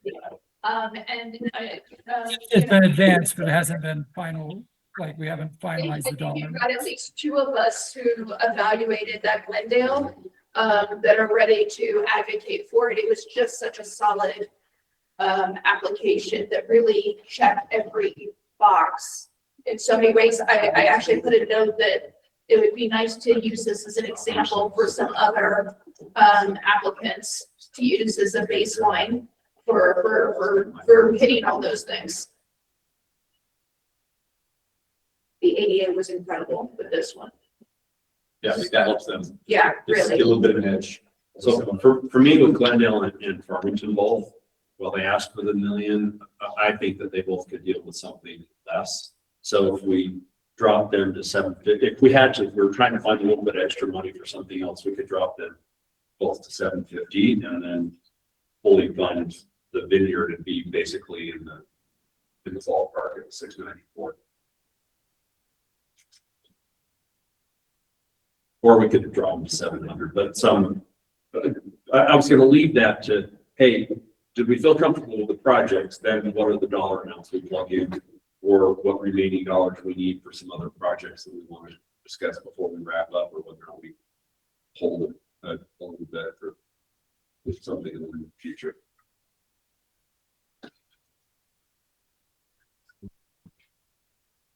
Yeah, I guess what I'd like to see, since we did that, and Patrick, I don't know if you've got. We didn't do the Tooele of those dollar amounts Des, that we talked about. I wanted to talk about the Tooele. Yeah. Oh, yeah, the Tooele one as well. Okay, so yeah, that. Before we do that. Yeah. And for Glendale, you said 7. Yeah, well, I don't know that we need to drop Glendale and Farmington yet. Let's hold off on any changes there. Yeah, leave them where they're at. Let's leave them where they're at for now and see whether or not we need to juggle things and then talk about the Tooele project. Who, Jordan, Tom, and Aaron, Yeah. Tooele. And that big one's fine. I was glad to hear about the digital timing system. I mean, it sounded like it would add in an interesting thing for the non-competition users of the track. They have in an attempt to make it accessible, they're talking about reserving days and classes for different populations, which was good. They talked a little bit more in person about the ADA components of it. I mean, in the proposal itself, it was pretty vague. I don't know that they got super specific in person, but they did address it a little bit more. Let's see. They have a couple of missing letters of support that I think would have really strengthened this. So one, they're reallocating funds for a park from a builder who would be obligated to build a park. I mean, I trust them. It's just not documented anywhere really in here other than saying that they have money from this person. And it's only, or from the company, it's only in the presentation that we learn why they have that money. And their letters of support are all but non-existent. They have a letter of support from the Arts Council that is just like, we like the city, they do good things. It's not even a user letter of support. And that caused me, I mean, we've had big event center, you know, kind of big areas that have had these kinds of facilities in them that have had letters of support from arts councils that have said, we're going to use this for our events. This was just like, you know, we like that. So the letters of support were really in this proposal. Yeah, and it's hard for me to see how they will work with a smaller grant because this is all basically one ginormous thing for, you know, what they're going to do with American Ramp. And I'm not sure how to, I mean, we could cut lighting. I mean, in all of these, we can cut lighting, I guess. I mean, they did list that they could take 500. Yeah. They can take. And I think that's totally appropriate. I mean, that's the only thing they're asking for DOR grant funds for, just a block category for American Rent Company. And I mean, again, in my mind, I have this value system of like, all right, well, there's a lot of different things. A multi-use trail, for example, very high horizontal recreation affinity, you know, whitewater or river, boat launch program, that stuff's all quite high. And then there's some stuff that is more questionable. And I think pump tracks are definitely one of those, especially because, I mean, they are definitely something that are in high demand. A lot of kids, a lot of communities really, really want them, and they're used a lot. But it's definitely not the same. It's something that's lower on that affinity list as far as I'm concerned. And so, yeah, if we were to go out of it on this one, that would be best placed in my opinion. Well, there's one of two that actually stated that, you know. Well, yeah, and the other thing too is other ones we had to ask and pull it out. Correct. The other thing about this too, and speaking of pump tracks, they are becoming more and more, which at some point we will have supplied the world with pump tracks, right? Where do we want to be doing that? We should be strategic. Right now, we're very close. This project's very close to when we funded last year. Yeah. We did just a few I was minutes. going to bring that up. Yeah. Good. So, That didn't influence my feedback on this project at all. so the value is. Yeah, but the economic impact, I mean, some of this is just coaching them, I think, for future applications if they want to come back, but it was really fluffy and lacking in detail. It was hard. I mean, we've seen and had a much better economic impact documentation in proposals.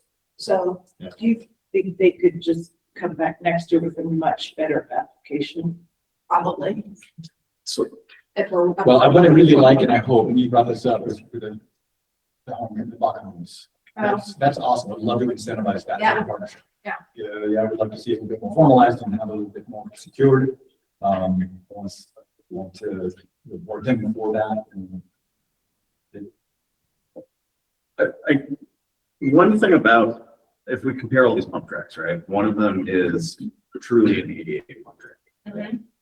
And then everybody else kind of throws ADA around. I guess I'm saying this because Tracy's, you know, anti-ban and being a person that also had disability plates for part of their life.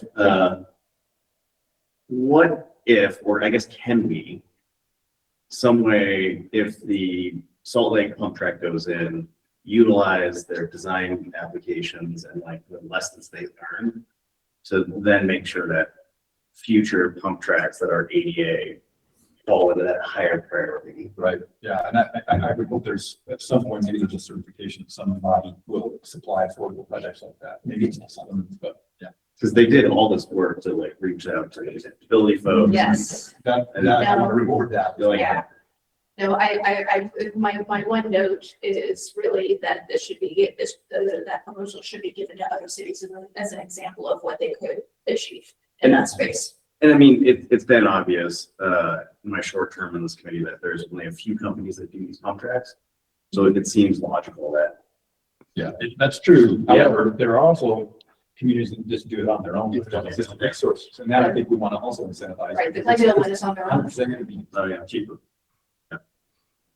Yeah, just looking into the future, like, and I see ADA or just accessibility stuff, but then one of them is like Apple's Board, it's a little like you do. Speaking of this. Yeah, I think in a perfect world, it becomes more of an income by the county or the city. I think it's going to be way more economical. And also have familiarity on the maintenance side. Yeah. Too. Yeah, and they know. It's a bit more specialized, not just constructing it, but also the maintenance stuff. So if we put, if we penciled in 500K for the 12. Those others that we've talked about, what was that? Patrick, what was that? So Do you want to maybe just take a quick tactical pause while you and me and Patrick and the team can maybe assemble where we are right now with these discussions, and then Sure. we can, yeah. We can maybe spend 5-10 minutes doing that. Plug them in, what we have to do now, exactly. Yeah, it just kind of gives us an idea of where all of this conversation has led us from. And then just to clarify, that was 500 at Leicester, 250 for Goosenest, 717 at Riverstone, full funding 694 for Vineyard, and 500K for. That's been for discussion. Yes, yeah, that was the conversation. I underestimated.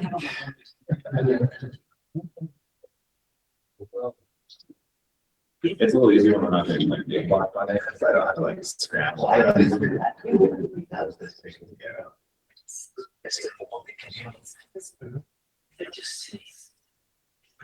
Cities. Yeah. Yeah. Instead of saying. No, somebody knows that I don't think I have more notes right now. So, see what. Yeah. Says this is all grants right here, that was what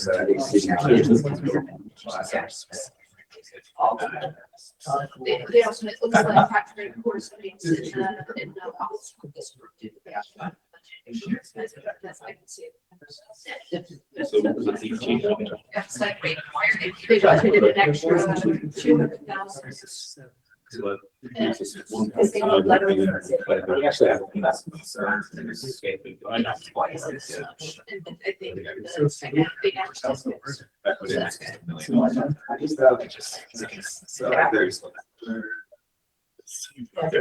I like. Well, that's good time. Yeah,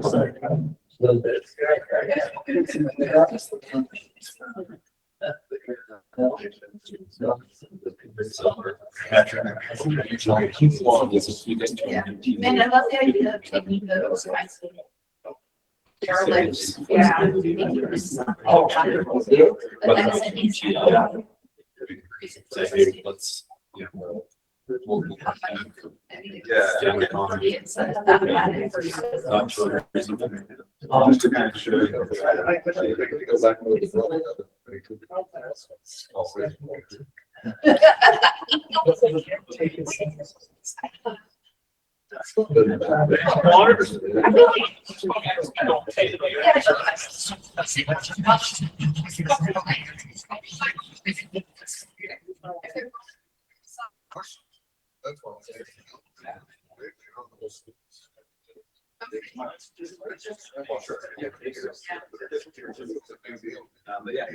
Yeah, absolutely. Well, and it's 7 weeks now. Or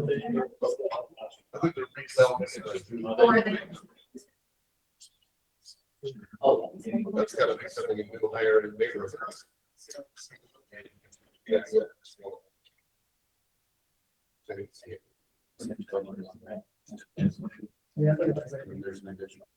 Okay, I think he's got. It's caught up. Based on what we. Yeah.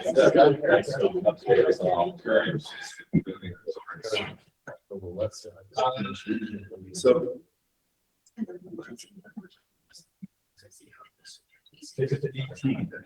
Chairman, I'd make a motion that we advance those proposals at those dollar amounts that we just plugged in onto the next round, and then keep talking about those of the regional asset that we haven't talk about after we've moved those Is forward. this the total amount with those in then? Yeah. I'll second that motion to designate. Okay, so motion by Des to advance this list of full and partial funded regional asset tiers onto our list of those that we want to approve, and seconded by Lance. Any discussion? All in favor, say aye. Aye. And are there any opposed? Unanimous?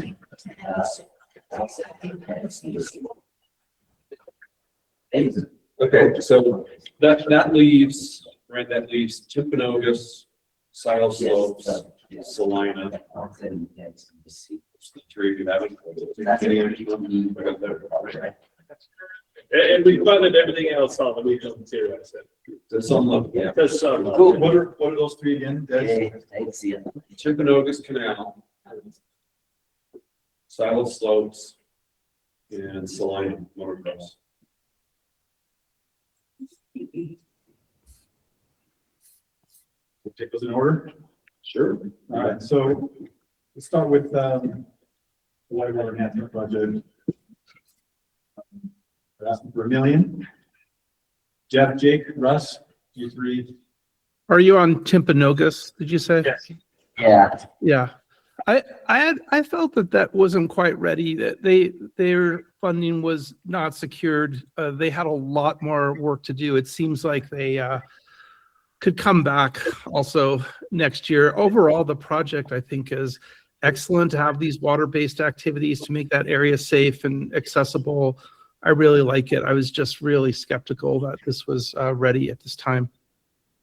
Yeah, I think that's high value, high affinity. Russ, what do you Yeah, think? I ranked it high, and I have the same questions. I had some reservations. The other side of this is, I look at my county, and I was like, we got 4 of them from Uintah County, and it looks like we're moving 2 of them. That's moved 2 forward, so I'm like, this one probably could come back next So year. if they came back next year, I think it would be even stronger. Yep. Yeah, for sure. Jake, any thoughts from you on I that? concur. Yeah, I think the permits where, when I was talking to Jake offline. Yeah.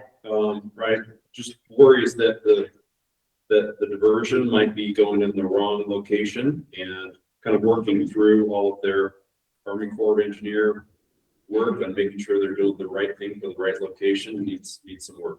Yeah. And to say we're gonna do a fish bypass with all of this, and but really not have a plan, that's a big deal in how you design that. No, there's seasonality of water flow, there's. So, Yeah. so let's move So on, we'll move on from unless that there's a one. motion that somebody wants to make. I'd say we move on to Silo Slopes. Yeah, let's move on. Slopes, so, Lance? Yeah, so, I mean, we talked about this quite a bit yesterday. Bastion, they have an appetite for a lot of money there. They've got big plans. I know there was some questions on the cost as far as, is this truly accessible to the community? What you get, I mean, I don't know. Remind us, how much have we funded them in the past? I know we've had a lot of applications and then we funded some. It was just one project, well, This committee's funded this committee's one, been and they also got, that was the nature play area, yeah, land water conservation. and then an LWC. Yeah, so, and then budget chief, I mean, those 3 categories to me, and here's kind of the nuance in the affinity conversation. A black skills park has the edge over something like a pump track, in my opinion. As far as an outdoor recreation. Is it, yeah, how outdoor recreation is it on that spectrum? Yeah, I mean, I really had a big heartache. Their appetite's always big. I guess I just don't want to feed the stray dog and keep it coming back. $1 million every year because they're always shooting big. But They got stuff in there. I don't think it's $1 million. I don't think it's worth $1 million. Concurrent with whatever else we should do. Yeah, so, and I think, again, I think they have professional grant writers. You see their numbers, they're nice, round, big, fat numbers, and I think they're just looking for money. I don't know if you went to other entities in the state legislature stuff, they're probably all have these big round numbers in there. I think I want to help seed extension and forage. I do think, Sure. there's really high support in legislature. extension and voyage. I think if we can help them elevate and get a little bit more visibility and the messaging on how they're trying to broaden their reach within categories, including outdoor recreation, outdoor adventure overall. I don't know which of those three categories, can you draw a line, you know, at a certain dollar amount, where we can look at these categories, but Given what we've discussed this morning, it might make sense to look at the jump lines and bridges. That's kind of that 3/4 funding model. Yeah. Yeah. Dr. Rosenbluth. Yeah, oh, sorry. Yeah, Dr. Rosenbluth, go ahead. This is silo slopes, just to make sure we're on. Correct. Okay, and was this just for the track part, or it was or was not for the ski hill piece of it? It is not for the ski hill. It's for the bike. Just for the bike piece. Okay. I was just gonna advocate on the ski side to have an artificial surface ski area for kind of that year-round use is just very exciting, but it doesn't sound like that's for that part of it. Thanks. I think there's some good assets here as part of this, and I'd recommend funding it at the lower level. And I love that they've got diversity of funding. Sure, So yeah. the Pastor County Foundation, the great partner that they've developed, so I'm gonna go with that as well. So maybe if they're saying, you're suggesting a half. Or 75%. What about if we draw a line at the 664, what's the difference in trying to jump? 11. I think that's perfectly logical. Is that a motion? Yeah, that's a motion. Okay, We're motion gonna by fund this application and move it to the next round for funding at 664, 671. Okay. Second. Okay. Second by who? Oh, by Tom. Thank you. Any discussion or questions? All in favor, say aye. Aye. And any opposed? Okay, so that's unanimous. Glance on that. Okay, Salina. Next up. We kind of hashed through, I'm sorry. I was gonna say, I think it would be brilliant, like the final big green seems brilliant. But that happens. Yeah. It seems like there was a lot of, we're fixing to, we're thinking about, we're talking about, you know, and I think it's a good Hey, asset. that's small town community. I know that's not. I'm on the Shelby City Call us Council. out. I wouldn't expect money if we were fixing to. I think it's fair. I think we encourage them and say, guys, this is the sign down thing. There's just a few of those questions we asked. Get it together. I know we're gonna put you here behind, but let's get it. Lance, to your point, I'm a little bit confused because I think doing the track is great, but even when they were talking about the track and the basics of, well, what equipment are you going to use and how often are you going to groom it? Who's going to groom it? Yeah. Who's going to design it? Have you thought about liability issues? Have you thought about EMS services, all of those things? So there's that piece of it. But then there was also the confusing piece to me is we're throwing in building the campground with it too. So it's like we're bringing in water, power and sewer to have feels like a campground. And so it does feel very like we're just throwing everything out there and hoping something will stick. Yeah, what I do like, I mean, it's big, and they also have the night, of course, that they're trying to get in there. Their budget is pretty detailed. And one of the pieces they have in there is a $100,000 for mobilization. So that would be maybe, if anything, for this project, will help on the mobilization side. That's a good way to maybe say, we like the project. I for one, when I saw motorized on here, I was like, oh man, finally there's something in my background. But they just need to come back and maybe if we just give them Just that. open the box a little bit on mobilization piece. Another thing, I think you mentioned it yesterday, Jason, they applied for a grant through the OHV program and it was denied. I'm curious as to why it was denied. It had to do with just lack of clarity on how much support they have from one adjacent island. It seemed like that there was support, but it wasn't made clear. And what they had done too, some of our OHP advisory committee members have been talking to Salina. Salina made a commitment to have a signed document from the landowner in time for the meeting. And they have not done that yet. The landowner was there present at the meeting. He expressed general support, but also just hesitation. He just wants to do due diligence for him and his successors when it comes to that kind of appointment. Okay, so we say mobilization, I'm looking at there, I'm just looking for us, it says 30,000. What was the 100,000 up here? The very top line. Oh, okay, all right, sorry. Do we know if the two other line items that are for the engineering company, it just says one's construction administration, they're both construction administration? If those are part of like the designing and inspecting the project, is that make or break kind of help? Planning part? I guess let's clarify. Yeah, I don't think it's clear. I don't think it's clear at all in their application, but Scott, Tracy, feel free to weigh in if you have side of things. Yeah, not anything specific to when you're talking about engineering costs. I just have lots of questions about this one and even, you know, is this the appropriate place for it to be funded out of? Could they get money from the OHV program first? Yeah, well, that's a good point because there's a fall application cycle for the OHV. That's a good point. If you've been to Richford for the right of race, it's good.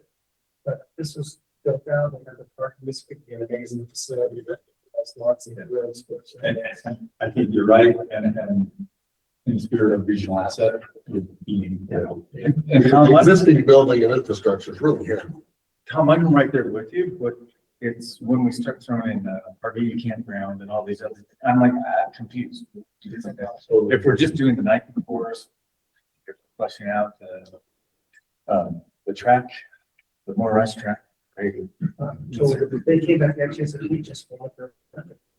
Yeah, I actually would like to see that. I'd like to see it maybe get focused. And so that would, I think, take them out of the regional asset tier category and we go into tier 1 with them, as well as with the speed grants or potentially RI. And just being really honest, the location's interesting for a motocross park because you've got some commercial camping on both sides, and then it could be not super thrilled when there's events and things.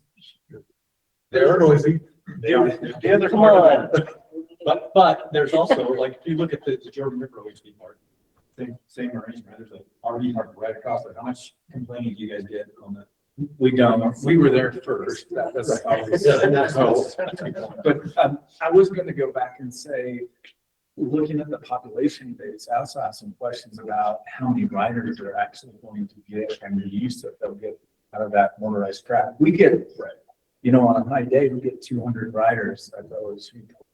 And I think that's what they want. They want to develop this as a destination for events, competitions. It's just, even if that's what you're after, and then just to maintain it and keep it up, and everything, it's going to be a real difficult thing for either the city or the county to determine. That was my. Well, it's chicken and eggs, right? Yeah, if there's economic input due to the competitions, then that will kind of like the Ferrata, the same concept. I just know from what we've seen in those markets.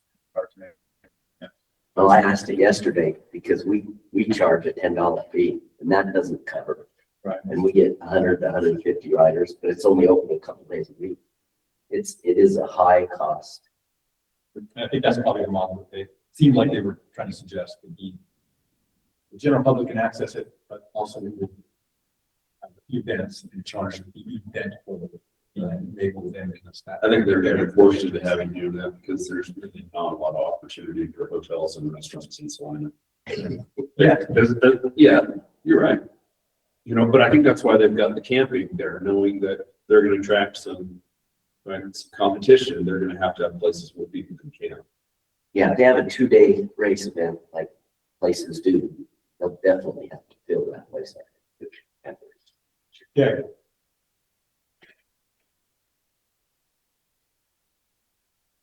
Not hearing a motion. So I'd make a motion to decline for this year. well, we can do that, but we move on to the next topic. Just pass on it for this year. Mr. Chair, I believe lunch is here. It's Scott's hungry. Scott, honestly. So, and that's a perfect timing to, wrap this conversation. I think we've addressed every single one. We can rise up to your list. Most of the structure. We have public comment at 12:30. That's our last must do. Okay. So then we will, go ahead and take a break for lunch. Do a shorter lunch or a working lunch? Yeah, sort of like we did yesterday, just, about enough time to. I want to be able to scarf down. Most of it. 15 minutes. We'll reconvene at, after.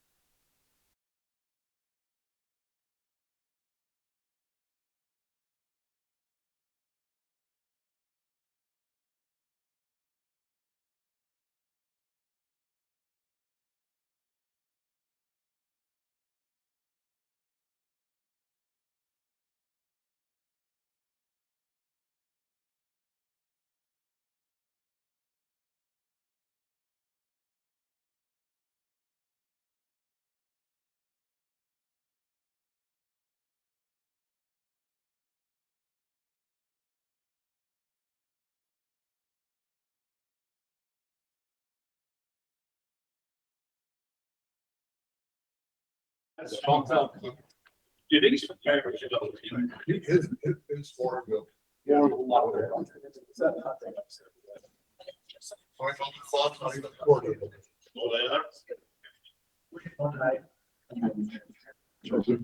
Tell people I'm up. She says, one day you can be a Matt Goldberg. I heard one of Matt, he was playing. He was awful.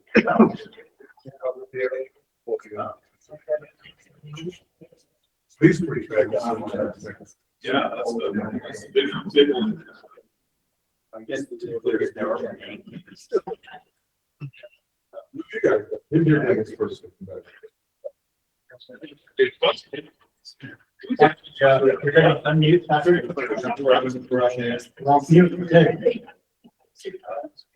We are, back. I'm still eating sandwich out of the teeth, it's ready to go.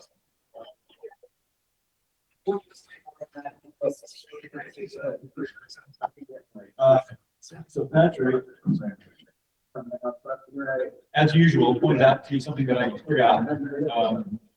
We did discuss a little bit, we mentioned this on the trail money, we have 244,000. 26. So we have the potential to do a little bit additional math within regional asset here with regard to the Davis Pond Shoreline Trail and there's a summary.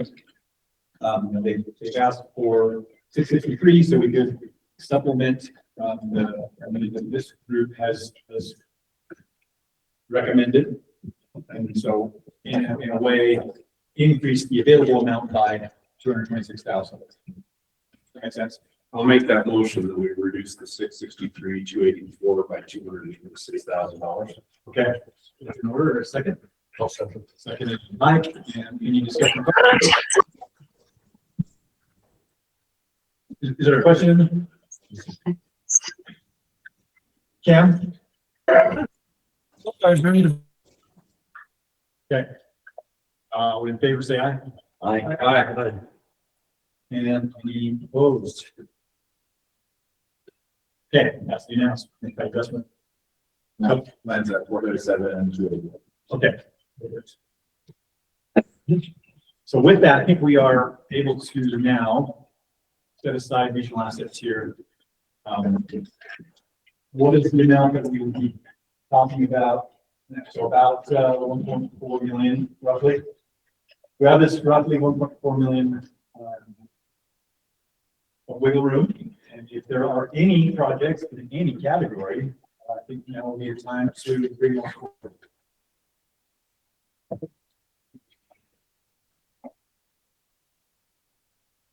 Just as you guys are looking down through that list, what I'm thinking on this is if we could target somewhere around $1 million and then the holdback, whether it's the economic holdback or whether it's UTF.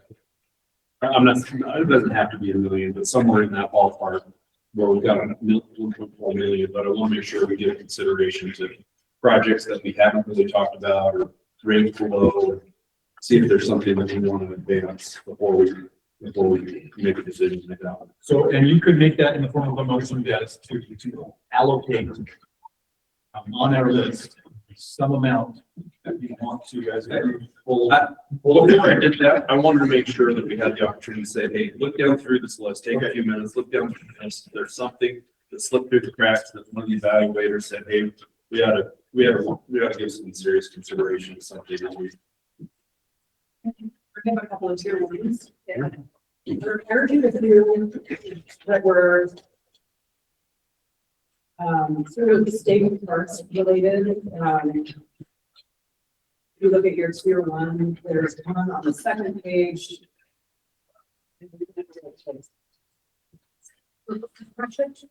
Sorry, it's not tier one, it's on an RI. I apologize. White jackets.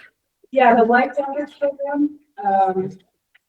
This is to build a bunch of like kiosks or motor stations for life jackets. They're asking for 100,000. Just from a safety perspective, I think that's kind of a great project in terms of like newer people coming into the building, don't have their own equipment. And this provides them with safety equipment. So And is this, it has jackets and they're needing to replace jackets? It's mostly for the kiosks.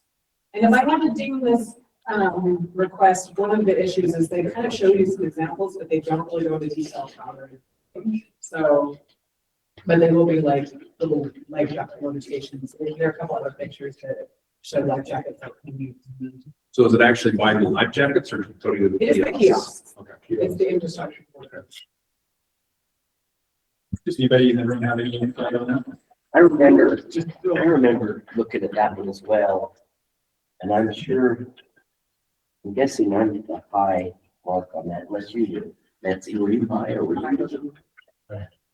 I can pull up my notes and see, but I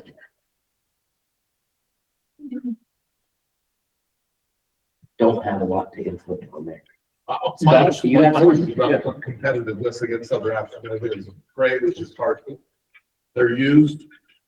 I mean, they've got these at several of the parks already. I mean, Well, there's a lot of deaths. We were talking about this last night at dinner. There's a lot of people who go out and think that they can. Especially with paddleboards and kayaks. You sit on top of kayaks and paddleboards, which is deceptively dangerous. I feel like that's a flotation device. So I should be able to, if I fall off, I can use it. And we sadly every year people lose their lives because of that. And that incorrect assumption and probably insufficient evaluation of the weather and everything. Yeah, that's where I was just gonna follow up, Betsy, with that. When we talk about boating, a lot of this is non-motorized boating is where we're targeting. And we've gotten donations from IMC and other places for the actual life jackets. So now we need life jacket stations. Also, as I think you or somebody mentioned that maybe it was you, Mike, that we have these at several state parks. We do, but they also need to be correct. like Huntington, they're just against the building. Yeah, and so we want to essentially double the number that we have as well as modernize them. And looking at the budget, it's just a lump sum for materials. And again, gently, there could be a better application if they're more specific on what is being built, how those materials being used. And that piece about the donations for the actual agendas, that was. Yeah. All of that could raise that. And I will say too, that Chris and I had talked about this signage, specifically how wordy the current signs were. They're so wordy, they're ignored. Yeah, yeah, it's just repeating a whole bunch of code, and it's not really saying, here's the message, you need to wear your life jacket, basically is what. This is so much better than what is out there. The whole point is to motivate a change in behavior. Yeah. And I would say, Scott, that I see other ones I've been to, they're right next to the stuff they're renting, and so a lot of people go and they think that they have to rent them. Because they're sitting next to the paddleboards, the other stuff that they do have charges for. So I see a lot of non-use parks I've visited because people don't know when they're not cheap available. Well, the last person I know that used their life at, they walked right, anyway, one of them on they walked right past the free to use life jacket station, got on paddleboards and then. And is this just for multiple state parks, not just considering just like one? Yeah, statewide. One thing to keep in mind too is our efforts as a division this year, we're launching a pretty significant water safety and life jacket awareness campaign. A lot of resources into the messaging initiatives. And this is in conjunction with state parks and the Division of Outdoor Recreation are working on this together. And so you'll see that coming up in a couple of weeks, actually. It'll be introduction.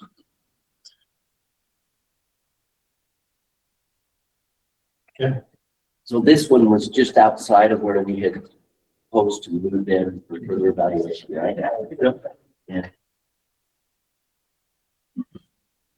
The other one I want to bring up is the Canyon View Park Pond restoration. That I evaluated this one. It's run down. It's perfectly within RRI, the WRI partnership, and there is the addition of an ADA platform for disabled anglers, some extra infrastructure it needs to be dredged. There's a lot of things happening with this project, but some variation for viability of the aquatic life. Right now, it's probably not even usable for most. And anyway, I don't know if either Evan or Cam, you had any thoughts on it? You guys both evaluated it as well.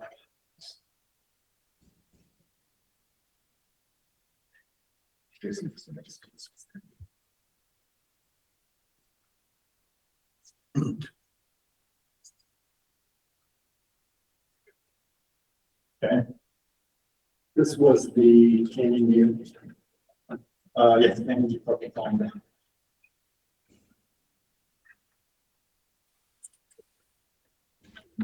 My computer was not my computer was not unmuting there, so did you want me to give my 2 cents on this one? Yeah, please. Okay, let me pull up my notes on it. I'll be back There in just were- a second. There were 2 mediums and 1 high, and I probably was the high. I did a little bit of that here, I talking to folks that familiar with this project.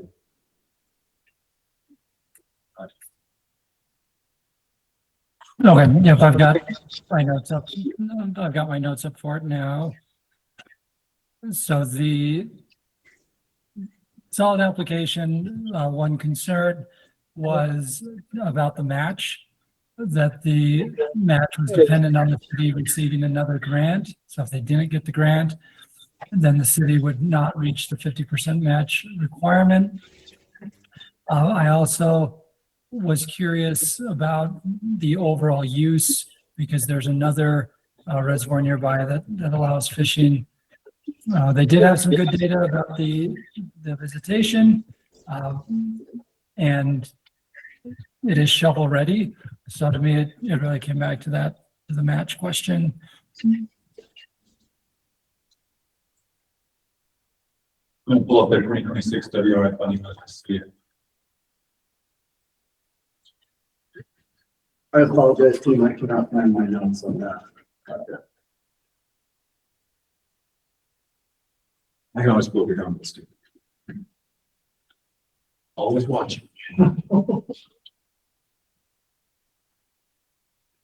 Remember when we used to have these tiny spreadsheets which nobody could read? That's what I'm looking at right now. We do appreciate the drawing. Yeah. Well, I'm not seeing anything that there doesn't look like that. Even on the list, but it is the next year, so. And then also, if there's anything else on that one? I believe Tracy wanted to talk about the Midway Vineyard project. Yeah, I just wanted to hear the thoughts on that. I believe last year they presented and maybe as a regional asset and they've moved in here. I thought they had way more details regarding their future plans. This is for, this is still for the ice rink, detailed out like the amount of guests that they have.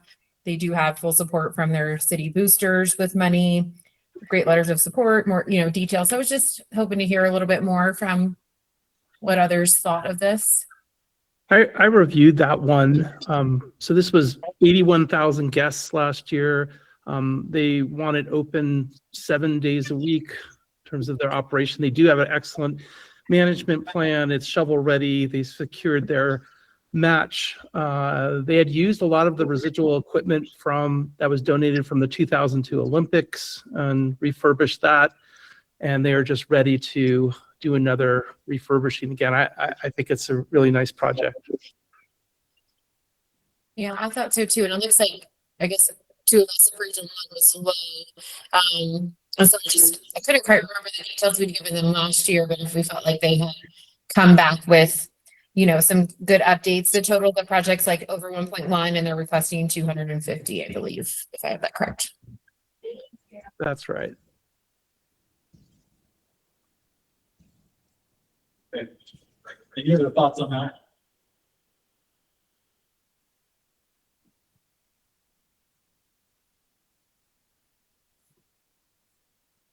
So those three on RRI.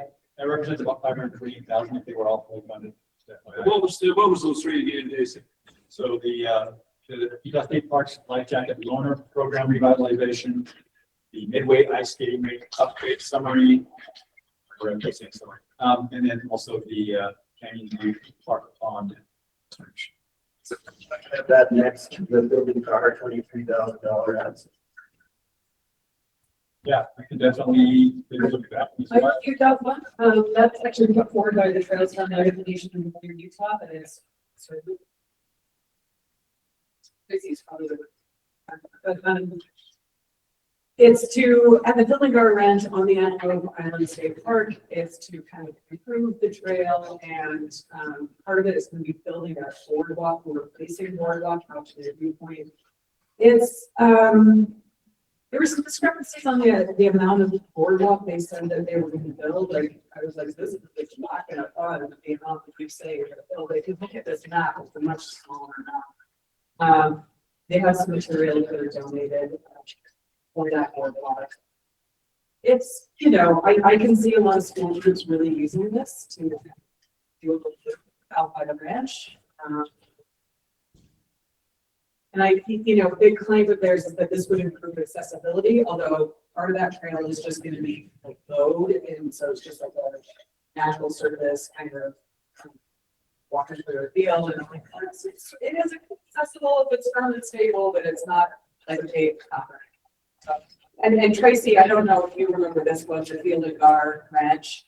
I do. I'm looking at my notes here, and I thought I'd written down positive of the number of visitors that they stated that come to this, families and children. There's also signage, correct? That's part of this? There is, yeah, some signage, yeah. And the trail and boardwalks to increase accessibility. If from what I remember, like the trails that are more natural are also like really hard packed. So I didn't see any like major issues on that side of things from accessibility. And the ask is only like 23, right? Yeah. Yes. So Scott, I've got a question for you on Antelope Island. The legislature put a bunch of money into the northern end of the island where the visitor center is. Now there's a new theater that's going in, that's in process of being built to have a lot more people going. It's a theater show, and having community groups, kids, whether it's kids or just community groups, come out and better understand the Great Salt Lake and the impacts and the importance of the Great Salt Lake. So I think you're going to see quite a bit more visitation going out to Antelope Island in the foreseeable future. And so that might be, hey, as long as they're there, they're also going to want to go see the rest of the island.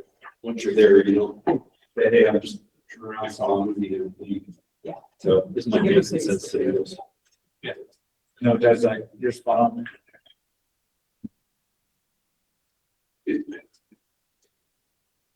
I guess I'd like to hear maybe a little bit about the Scott Manson Preserve Trail, what that project is. We do a little bit of sign with letters of support.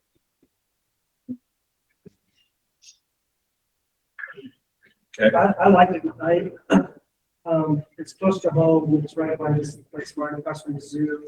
Probably has a ton of user groups. Looks like they're just gonna research they're gonna put more like crushed granite or crushed stone down in the middle of the trail. So they call it more accessible, but they don't really address if it's really ADA approved. That's maybe a Jeff or Tracy question. But had a lot of good support, including Scott.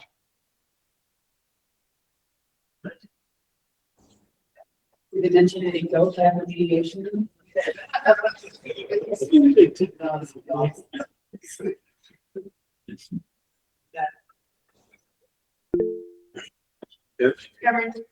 go ahead, Kevin. I was also an evaluator on the Matheson Preserve Trail and scored it quite low, and a couple of reasons for that. Number one, it doesn't appear to be a high use area, and it didn't feel like it was truly increasing accessibility or access. Second, the trail can still be used now, so as I was evaluating it compared to other applications and recognizing we have to say no to a good number of applications, I was asking myself, is this an essential upgrade that has to be funded this year? And the information was pretty limited about whether it really was necessary this year and if it was shovel ready or not. So, and there were still several steps to go on the process. So anyway, that's why I ranked it low. Thanks, Ken. It's not far from my office and my house. What I'm seeing more since the university housing, the new university housing went in just west of Foothills Boulevard right there, is you're seeing more people use that 10-foot wide pathway, paved pathway coming up towards Research Park and right on the edge of this and going towards this Play State Park and kind of the touch points then borders along the short trail. Trailhead, not too far east of there. As I'm seeing a lot more activity of people coming up from those areas to utilize this for recreation in that area. So I'd be interested in supporting this. I would say that the local community uses this park a lot of blocks, and State Parks has put in quite a bit of, well, it seems like every year we do something to harden, make that trail better. I think this will just accelerate that.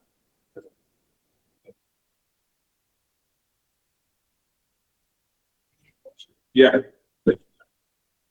Yeah, I'll make the motion. I'll make the motion that we do the top or the bottom five of that first page that we advance those five. Okay, so bottom five of that page, starting with the maps and So that's in the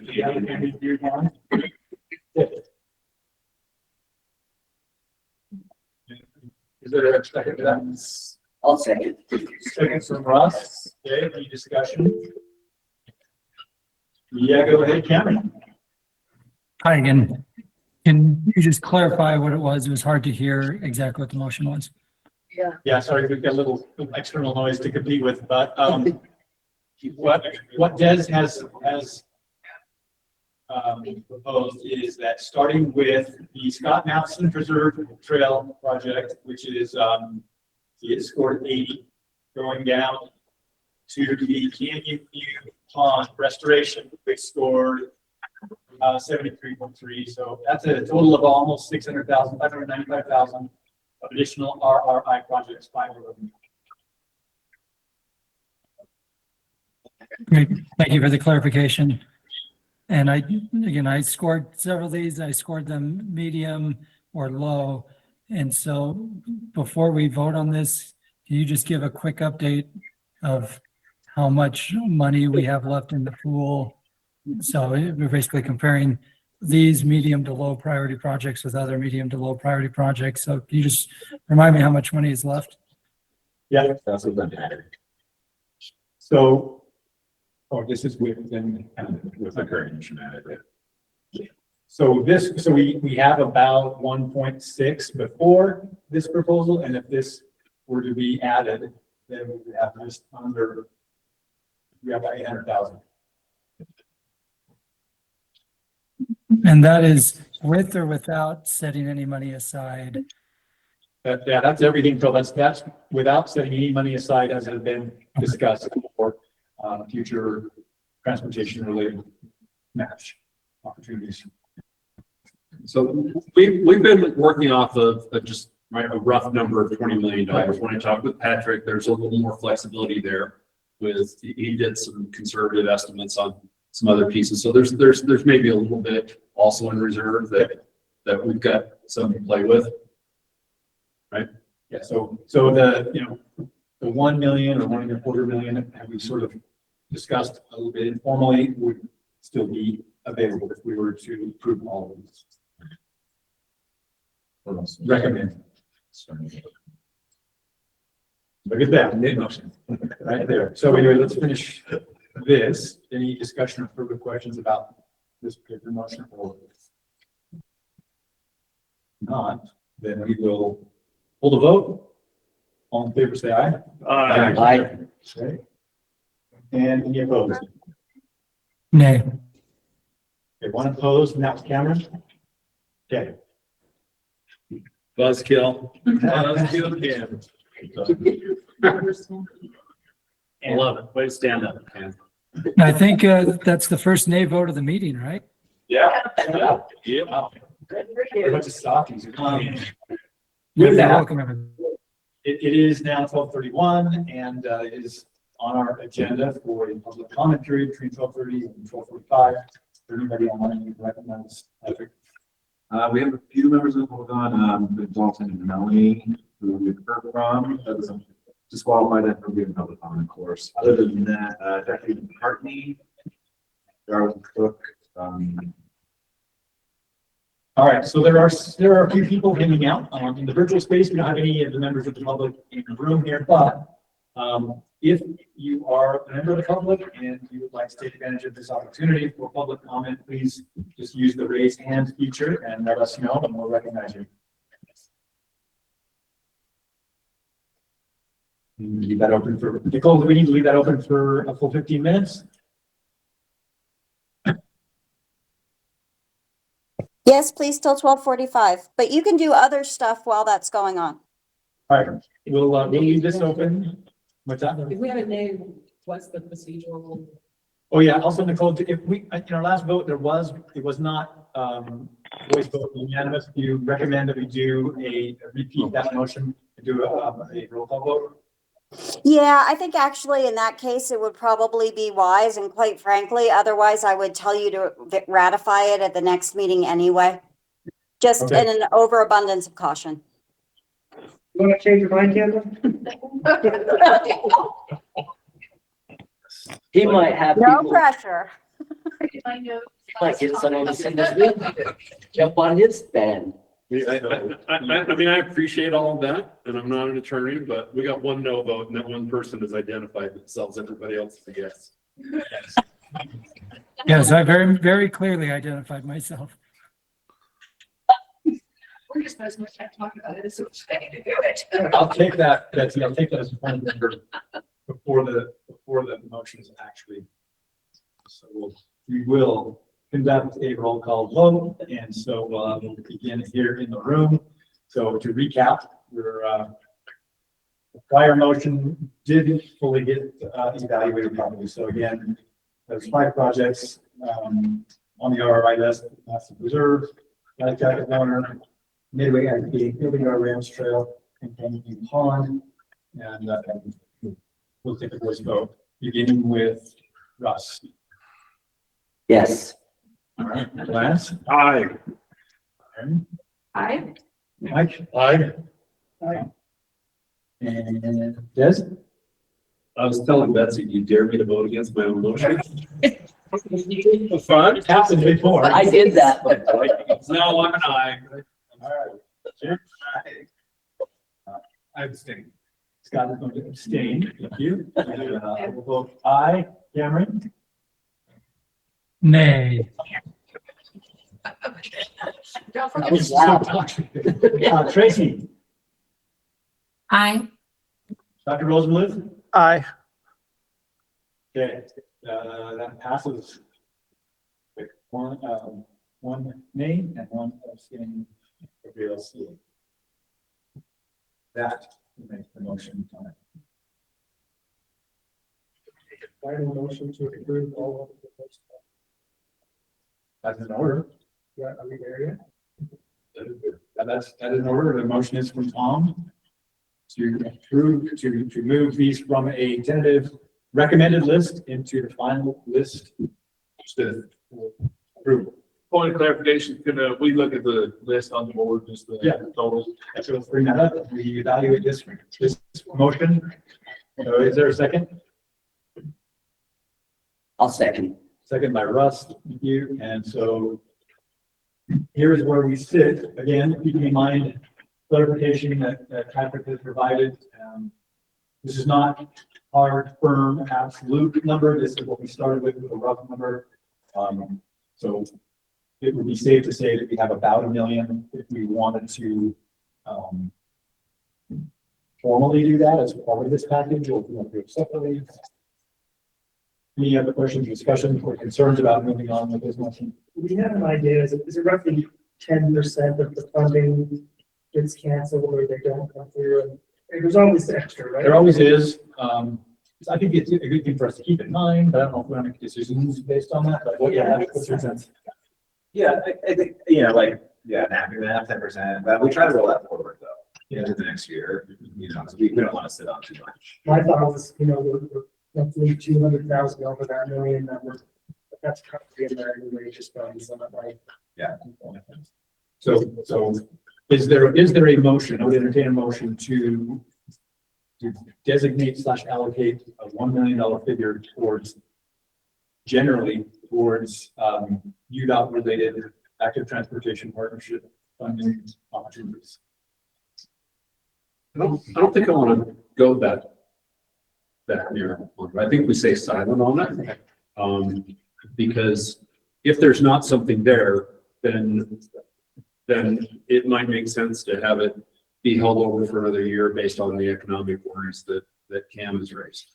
But Wouldn't that be covered either way? yeah, if nothing, then we're not making a motion on what to do with it. Well, what I'm saying is the opposite, is if we say it's for this project and there's nothing there, we're still holding it. Oh, yeah, that's true. And but we said there's a plan for that $1 million.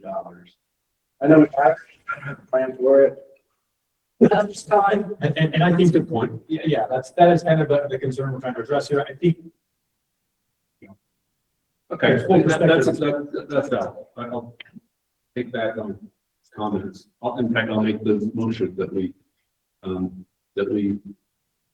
hold approximately the remainder of the funds available in anticipation of Uintah Trails Network or partnership with UDOT with that or the $11 million that they're going to be receiving. Generally, any transportation, federal or state funds. Match. So, Nicole, what are your thoughts there? Oh, just real quick, I just want to make sure that we all understand that I see what you guys are trying to do with the allocations and stuff, but respectfully, I think we probably should have a discussion at some point in the future about how to actually effectuate this the way that you guys are intending on the back end, if that's okay. Yeah. Because legally, just doing it like this and saying we allocate it, I don't think that that's legally sufficient with our finance laws. That's all. I'm not trying to be difficult. I just want to throw it out there that can we follow up on this? Yes, absolutely. And so my thought on that is this is not going to be binding. It's not that we could just throw it automatically. We would have to reconvene in order to cover our law and our rule. I think what this does though is just provides us with clarification. If the question does come up in legislative committees or other meetings, we can say, no, we actually don't have $1 million. Yeah, I think it's really, really helpful to do it this way. And the only thing that I would ask is as you guys are making these motions, to the degree to which you guys can be specific about your intent for this, it would very much help me try to effectuate that. Okay, that's helpful. Thank you, Nicole. And we're talking about just carryover. We're not talking about an allocation, right? We're just saying this is roll it over in like. We're more or less earmarking it. It's very informal. Yeah. It could be used for anything, including contingencies on another project. But if there is a discussion or set of discussions that happens about this federal $11 million or actual HF partnerships where similar to the Colorado Pathways one. With UDOT and our quarterly coordination between our trails team and the UDOT trails team come up with one or more potential partnerships for funding match. That is when we would reconvene and say, okay, well, we've gotten a little bit more clarification, obviously along with some of our legal counsel's advice, how to then make it formal. And very clearly, it's not due to a lack of $1 million of other great projects that prioritize this hold over. Right.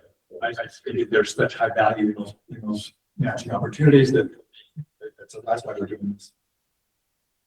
That the reservation is, I would love it if there was a deadline. If you said after 3 months or 6 months, maybe this group reconvenes and we could still award a lot of grants here. Yeah. So yeah. I would say, staff side, like, we'll meet with Nicole, you know, obviously with our internal meetings. We're gonna get you all back for approval of the RTD non-letter as here pretty soon, so maybe we can at least give you an update there. Try to plan, sketch out what that looks like after we've had that moment with Nicole to like really put this out. Yeah, go ahead. Sorry, you guys, I have one more question. Can you guys let me know if, for some reason you did the UDOT funding, it didn't end up happening for some reason? Are you anticipating that this just returns to the general grant fund, or are you then allocating it to a second project? I think it would just roll over as if we had not approved it for anything. Perfect. Thank you so much for putting that on the record. Thank you for helping us. Any other thoughts about this? Yeah, I don't think it's completely necessary, but I think it does help us answer questions that might come up in terms of leftover carryover amount. So that was your motion. That was my motion. First of all, and then I second it. to move from proposal. Okay, sorry. The underlying, the original motion was that we, you still want to do that? Any discussion on that? Should we just go ahead and do that? No, there's a substitute motion. Or do you want a substitute motion to add this other provision? Yeah, I just thought we'd follow up with another motion after this. Okay. So then, any other discussion on the original motion, which is to approve the list that we currently have been adding to, make that our start point for recommendations. Any questions or discussion? Again, there's our amount. All in favor, say aye. Aye. Aye. All right, and are there any opposed? In fact, maybe we'll do a voice vote on this, just because it's our final big motion. Start the other direction this time. Scott, aye. Jake, aye. Yes, aye. Thank you too for your help and your assistance. Tom? Aye. Aye. Say your name. Yeah, I was waiting for. Aaron? Yeah, aye. Lance? Yes. All right, Russ? Aye. And Cameron? Aye. Dr. Rosenbluth? Aye. And Tracy? Aye. Yes, yes. Thank you for that. Good job. Big motion. All right, now, any other motions? I don't know how to phrase all that in a succinct way. But without it really being a motion, because I want to keep it flexible and not tie our hands, but be clear that we are. So here are the criteria that I think we're really orbiting around. If we have to involve you, not. Yes, no? Yes, well, I mean, What's involved? Well, it would have to be a project that they are doing either, and one of the two things that you talked about, either the ATIF, network stuff, or the 11 million of federal transportation dollars that may or may not become available to match. maybe let's try this. I'll try something a little different. The motion that as a board, we acknowledge that we did not spend the full $20 million and that there are opportunities to partner with federal and state programs that are evolving that we would like to consider in the next 6 months, and then come back and reconvene any of the further action on the remaining dollars. So that more or less signals the intent of this body in this direction versus allocating one way or another. Yep. So let's take that as the motion is. It is the intent of the Outdoor Recreation Infrastructure Advisory Committee to hold back and not allocate in any way the remaining funds, but that we will be open to and prefer any projects that come our way or any opportunities that come our way to partner with the Active Trails Network or transportation knowledge or for other things, but that's basically the gist of it. Yep. Okay. Is there a second? I'll second that. Second. All right, man, you almost got there. All right. So any further discussion, questions about that? All in favor, say aye. Aye. Aye. Okay, this one I definitely, sorry to interrupt, this one I definitely would like a roll call vote for, please, even if it's unanimous, because it's a little bit, unique. Start with you, Cameron. I'm honored. Aye. Tracy. Aye. Aye. Aye. Lance. Aye. Aaron. Aye. Mike. Aye. Tom. Aye. Des. Aye. Jake. Aye. Scott. Aye. Aye. Well, that is unanimous. Thank you so much. All right. So I don't know if we have anything else to do. Actually, you know what? I would like to amplify something Russ said yesterday in the car. Oh, what? Just, one, thanking the staff for, again, making it easier. But two, I think Russ said something that resonated, which is just, I think, how grateful so many of us are to be able to do this, to serve our communities in this way. You know, the amount of money has grown over the years, which has allowed us to do even more good. And I believe the phrase that Russ used was, it's really pretty awesome to be able to kind of be Santa Claus and help make projects come alive. Thank you. I second that. Yes. Unbelievable. And the staff puts in so much work. And thank you so much. That is absolutely the gist of my final comment, and that is, it almost appears that I know what I'm doing is only possible because of that travel time and it's hours and hours and hours to get pulled into this. It is, I'm happy you all see this as we was truly grateful for the time you get into it here and during scoring. We've all talked during our off times of different political things that don't sound as appealing as fun and rewarding intrinsically as this is. So, we all get to do it together. And thanks again to Lance and folks on Ruby's team for being such a great host. It's been Yes. awesome. Come down. Nice. Can I make one more comment? I'm just also just, it goes both ways, right? We're so grateful for everything you all do. You know, as we look coming into this, you know, our next grand off season, you know, we'll definitely be reaching out. We depend on you all to kind of give us your input. But just, it's so clear you take so much time. This is not easy being Santa Claus, you know, to use some Russ's language, but yeah, but just also just a special like thank you to Noemi. She joined us maybe like a month before our last meeting, was like just kind of like thrown into it all. Over this last year, she has truly become an expert. Just the amount of time she spent with these applicants one-on-one, all she's doing, it's really amazing. Like how much it's freed me up to do a lot of things just because she's just been phenomenal. So, you know, I mean, it goes both ways. We're so grateful to be part of this for you all. I'm grateful to have like money in this program.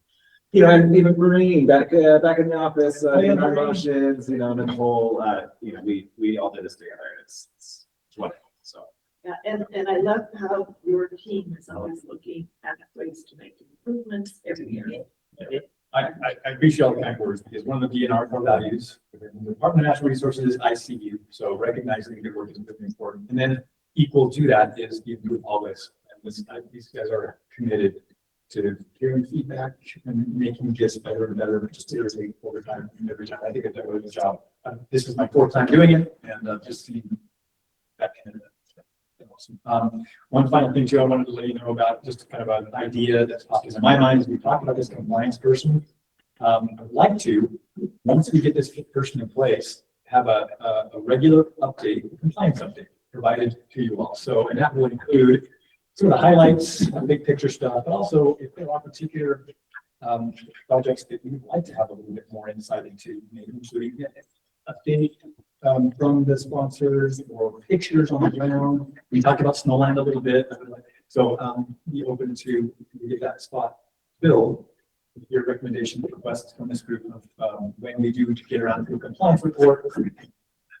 What projects are most interested in seeing progress? Next year's meeting at Stedman's Recreation. I was gonna suggest Vernal so we can do the.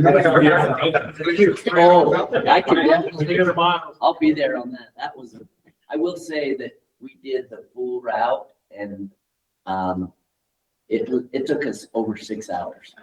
So when he was saying that, you know, that extra would be another day, definitely. If I did it again, not knowing what I was getting myself into, if I was taking someone, I would probably say, let's do one section and see how you're feeling.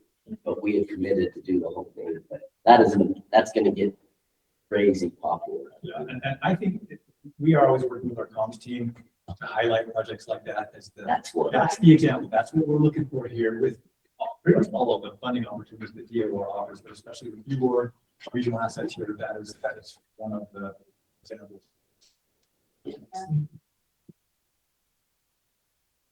Thank you, everyone. Thank you. If you Oh, do this go, is wear year shoes. 11, so Wow. Is that? this is year 11. You're landing. Who's been here from the beginning? You? And if you've been here from the beginning. Des and Tom? Oh, yeah. So Yeah, just- she missed just 2015, which was when it was called a Waypoint grant. Which, yeah, but Like $50. and, yeah.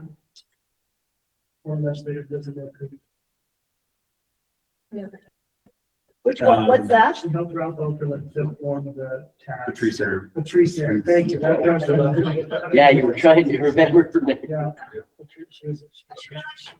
Speaking of legislators too, just thank you for your efforts that you do. I know you all do things behind the scenes to elevate and bring other resolutions to the forefront of people's minds, especially the elected officials. Been really nice this year in a flat budget year to see that our funding sources were very, safe session. A lot of good support. Thank you. I make a final motion. Yeah, you can do that. All right, make a motion to adjourn. And so adjourn. It's on the table.